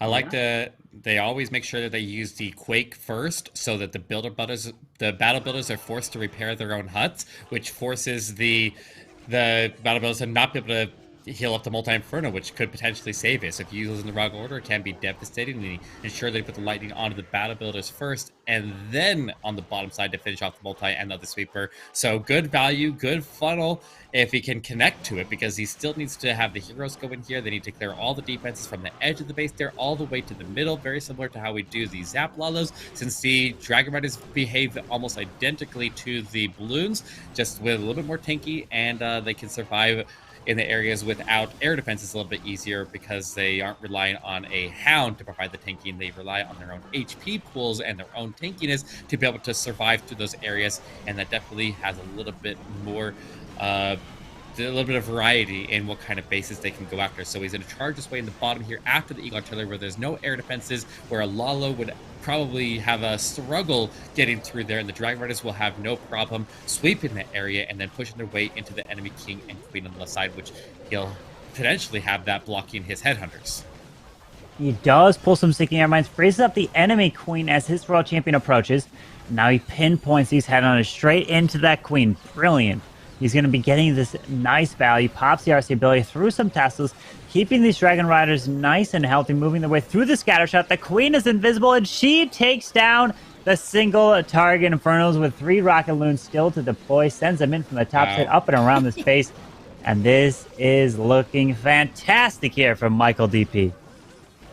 Yeah, not only that, but the Headhunters survived after doing their job of taking out the Queen without getting tied up on the King. They still had enough to get the King down afterwards, and they're going right into cleanup here, and he's got cleanup everywhere on the base. The Queen surviving to the end, which is crazy. Like, that's like as much value as a Queen charge without the healers, and he just kept her protected all the way through, and he ends up getting it done with about 23 seconds to spare and a swag poison. Rip that base up here, and Tompanai Empire will do exactly what they needed to do, but they're still playing from... Oh, wait, no, they're up now, right? They're up, potentially, unless Benelux can get a 3-star again. Yeah, if Benelux 3-star again, then they will be down. So they have the advantage in terms of stars at the moment. They've got 3 triples to Benelux's 2 triples, but Benelux still has another attack to use. So we'll have to see what they can do. They've been keeping it on the ground while Tampanai Empire have been mixing it up. We're bringing now the Dragon Riders, the air attacks coming in as well. So Benelux, you have to keep the 3 stars rolling in against Tampanai. That's your only chance to think that you potentially, if we see 3 stars coming in, could lose a 14-star war. It's just devastating. You put up so many triples and you still don't advance after that. It's just like, oh my goodness. Yeah, and like you're saying, there's a lot more. There's a lot of variety here with actually both teams. Like, I don't think anybody's used the same attack as anybody else yet so far. So a lot of variety in this war here, and variety and having different strengths in your team is so critical to be able to have different players be able to check out different styles of bases, and having players that are not only specialists that can go after the bases that are very clearly for the attack that they are good at, but then having other people that are a bit more creative and can go in a little bit more unorthodox and unpredictable to go take out the other bases that might be a bit tricky. So definitely there's room for that on every single one of these teams here, and these guys have that versatility built into their teams, and that's what makes them so strong. But we got Rupert coming in with another ground attack here, another variety of ground attack, as well as we get ready for Super Bowlers with the Warden Walk to start it off. With that rage spell early, though, the problem is, will the Warden be able to have this momentum of the rage to push his way through this multi-target Inferno with the Expo in this compartment? It looks like he should be able to. The Owl helped him get a little bit of value through here, but with some Teslas popping, or at least one Tesla, that'll be fantastic. So he doesn't have to worry about it. One Tesla did pop all the way on the top side up there. That's waiting by the gold storage. But we're going to see the Warden take out this ground expo, then move his way left, and then come all the way across to the town hall, which he does send a siege barracks because he's planning on to double jump his way across. Yeah, the downside of the siege barracks is the multi-inferno on the outside could potentially cause a lot of problems. So he's going to have to go with a dual entry to deal with that multi-inferno. So the first wall breaker will come down. He's got another one that he can use to go in and punch the king. And he's already funneled. That's why he was taking out that top compartment, so he can get the funnel for that wall breaker. It almost doesn't make it to the wall, but it does get that wall open. And the king is cleared for entry unless that Tesla draws him off. But here we go. The queen does take a lot of damage as he pushes to the king, loses the healer to a black mine, and the super bowlers start to punch in. The king starts to punch his way in, and the witches up top, but I think one of the witches actually gets sniped off there by the Tesla, but that's okay. He's still got plenty of force moving up there, and the jumps are going to carry him through. Now notice the placement of the jumps here. Try not to open up access to too much here, to give access into one of the scatter shots and the channel in between, but try to direct his troops through. What are you seeing here, Carbon? Oh, just look at this. He's got to get through the clan castle. I don't know if he's going to have the strength from these super bowlers, though, because now the queen's getting stuck. He freezes that single, so the super bowler is gonna, yes, the super bowler does clear the scatter shot, so there's a poison spell for this queen as he continues this push through. But these super bowlers have really been taken down here, and now hogs are coming out of the siege barracks, and they're gonna push straight into the town hall. But no matter what, that town is gonna do a devastating amount of damage if he's trying to survive through that here. Now the warden goes down, and all these hogs are gonna be completely vaporized once this town hall has been secured. Yeah, but it's Aurora Champion. Where's she going to go here? She breaks off to the left. She avoids the Town Hall poison and the blast. He's got the queen to step in to engage the enemy queen at the same time. That's going to make so he can pop his queen ability. That'll save the Aurora Champion. And that, with her ability, is going to give him a strong push through here. And I think he's still got it under control. A couple of blues on the backside. The RC saves all the blues on the right side. And the cleanup claps in but time. Look at the clock here, Carmen. He's not going to have enough, even if he has the force. And it's going to finally give the opportunity here for Tampanai Empire to take the lead. They finally slip up here, give up their advantage, and Tampanai Empire now controls the war.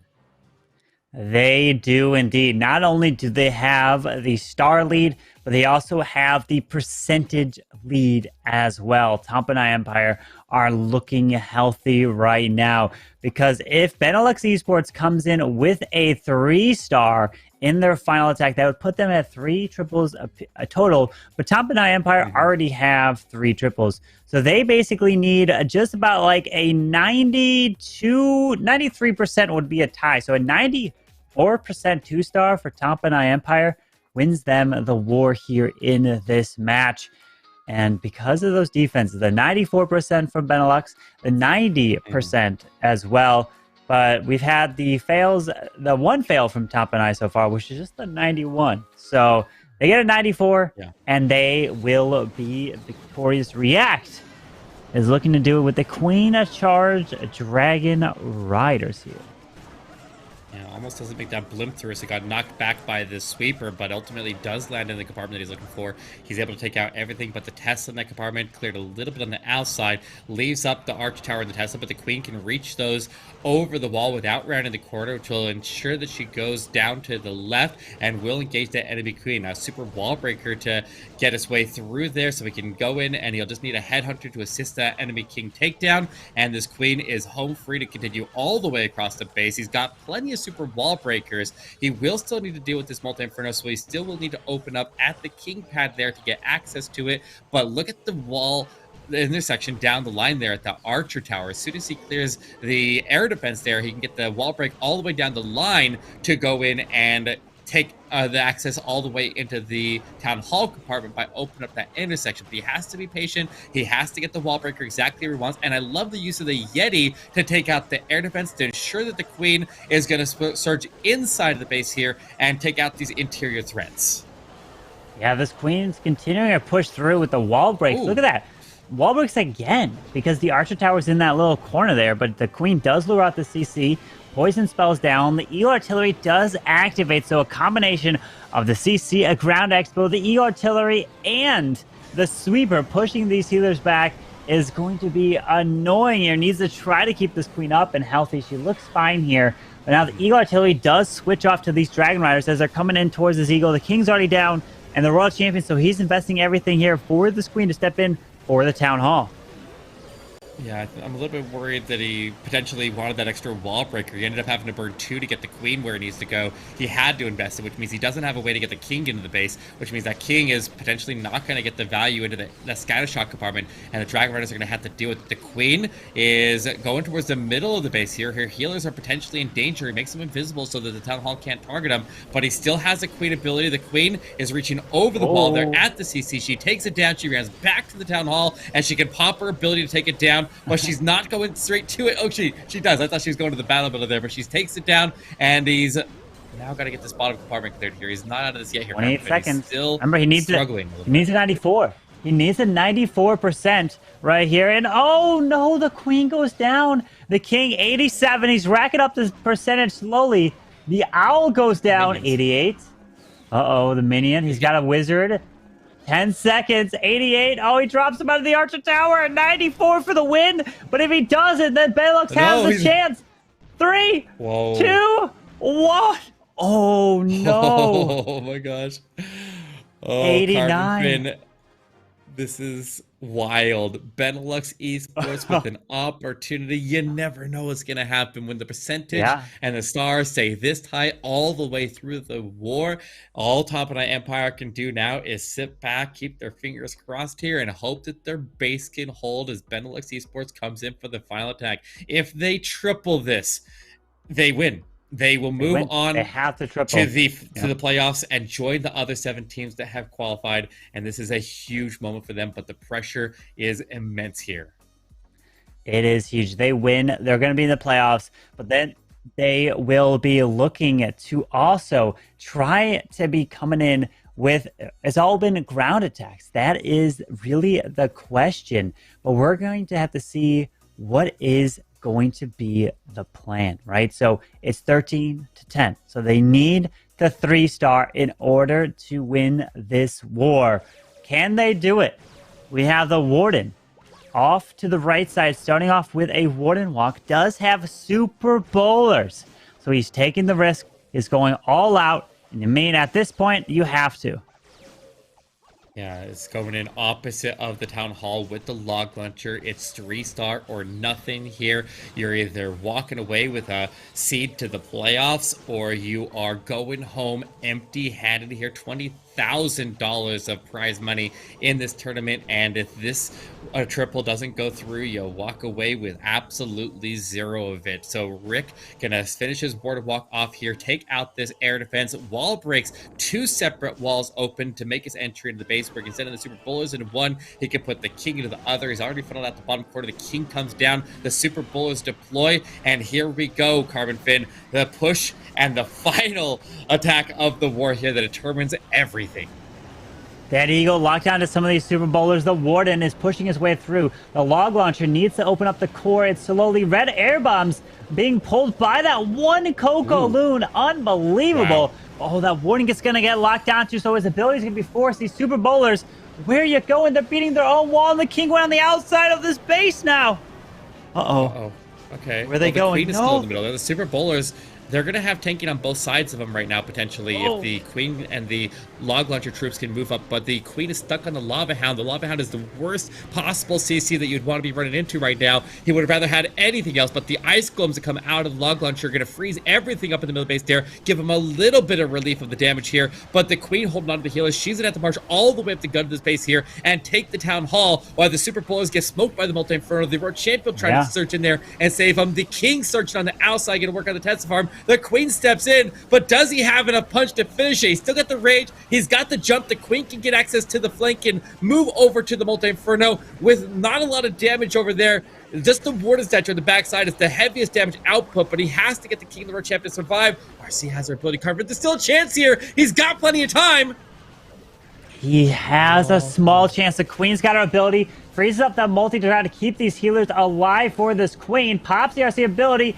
Oh, it does skip through the Archer Tower, unfortunately. There's the queen ability going off. The RC's trying to make her way through, but we have the defending Grand Warden on the backside of space. Double giant bomb, and the queen is going to be going down. The World Champion won't be able to survive this final section. And Rick of Benelux Esports is going to fall short here. And Tampanai Empire hold strong, and they will be advancing to tomorrow and also the playoffs. So tomorrow is going to be an epic match between Tribe Gaming and Tampanai Empire. And oh my, will that be a huge rivalry. They have faced off many times before. Congratulations to Tampanai Empire. They are walking away victorious here in this war by at least a star. And man, Benelux coming this close to try to win this war here, Eric. Yeah, this is absolutely wild. Every single war today was so close, so back and forth there. And there were no upsets here. Did anything surprise you about the overall results here? Because I would have expected the teams that did make it through to be the teams that would have been the favorites to go through, and they all delivered there with the pressure, with the back and forth. A lot of these teams trailing the whole way through the war, but they all come through clutch. They all have that clutch factor, and that's why they'll be moving on to the playoffs of the Clash Masters Cup. You mentioned the playoffs, so let's take a look at the bracket and see exactly what happened here today. So all these teams, Queen Walkers, X Team, Tribe Gaming, and Tampanai Empire all are going to the playoffs for the Clash Masters. Then we will also be having these wars tomorrow. So we've wrapped up the wars today. So the first one tomorrow will be Queen Walkers versus X Team. And then right after that will be Tribe Gaming versus Tampanai Empire. So we're going to be finding out the seeds. And think if we could take a look at also the playoff teams that will be joining them. So we have these four here from the Last Chance qualifiers. And then we have teams like QSFN. We have also Space Station Gaming, Gear Metal, and then NY Amazing as the top four teams. So then we'll be adding to that Queen Walkers, X Team, Tribe Gaming, and Tampanai Empire. Oh my goodness, this playoffs for the Clash Masters, once it kicks off, is going to be incredible. Absolutely is going to be so many amazing teams here. Yeah, this whole lineup is completely stacked. I cannot wait, but that doesn't mean tomorrow's matchups aren't also going to be amazing here as we play for the last couple of seedings as they find out whether they're going to be 5th through 8th seed, and we'll have some killer wars coming up for tomorrow. It's going to be a blast, so definitely make sure you come out and join us for the next one, because this is still, even though they're not playing for their position or their playoffs position anymore or the money, there's still going to be some wild wars and a lot of good entertainment. It will be indeed. But that's going to wrap up today's stream of the Last Chance qualifiers. Make sure you guys tune in tomorrow at that same time, which will be 12 p.m. Eastern, for the epic action to come. That wraps it up for me and Eric here. Thank you guys so much for tuning in. Make sure you guys don't miss tomorrow's stream to find out the seedings for these teams here in the playoffs. Till then, have a great day. Thank you so much for tuning in.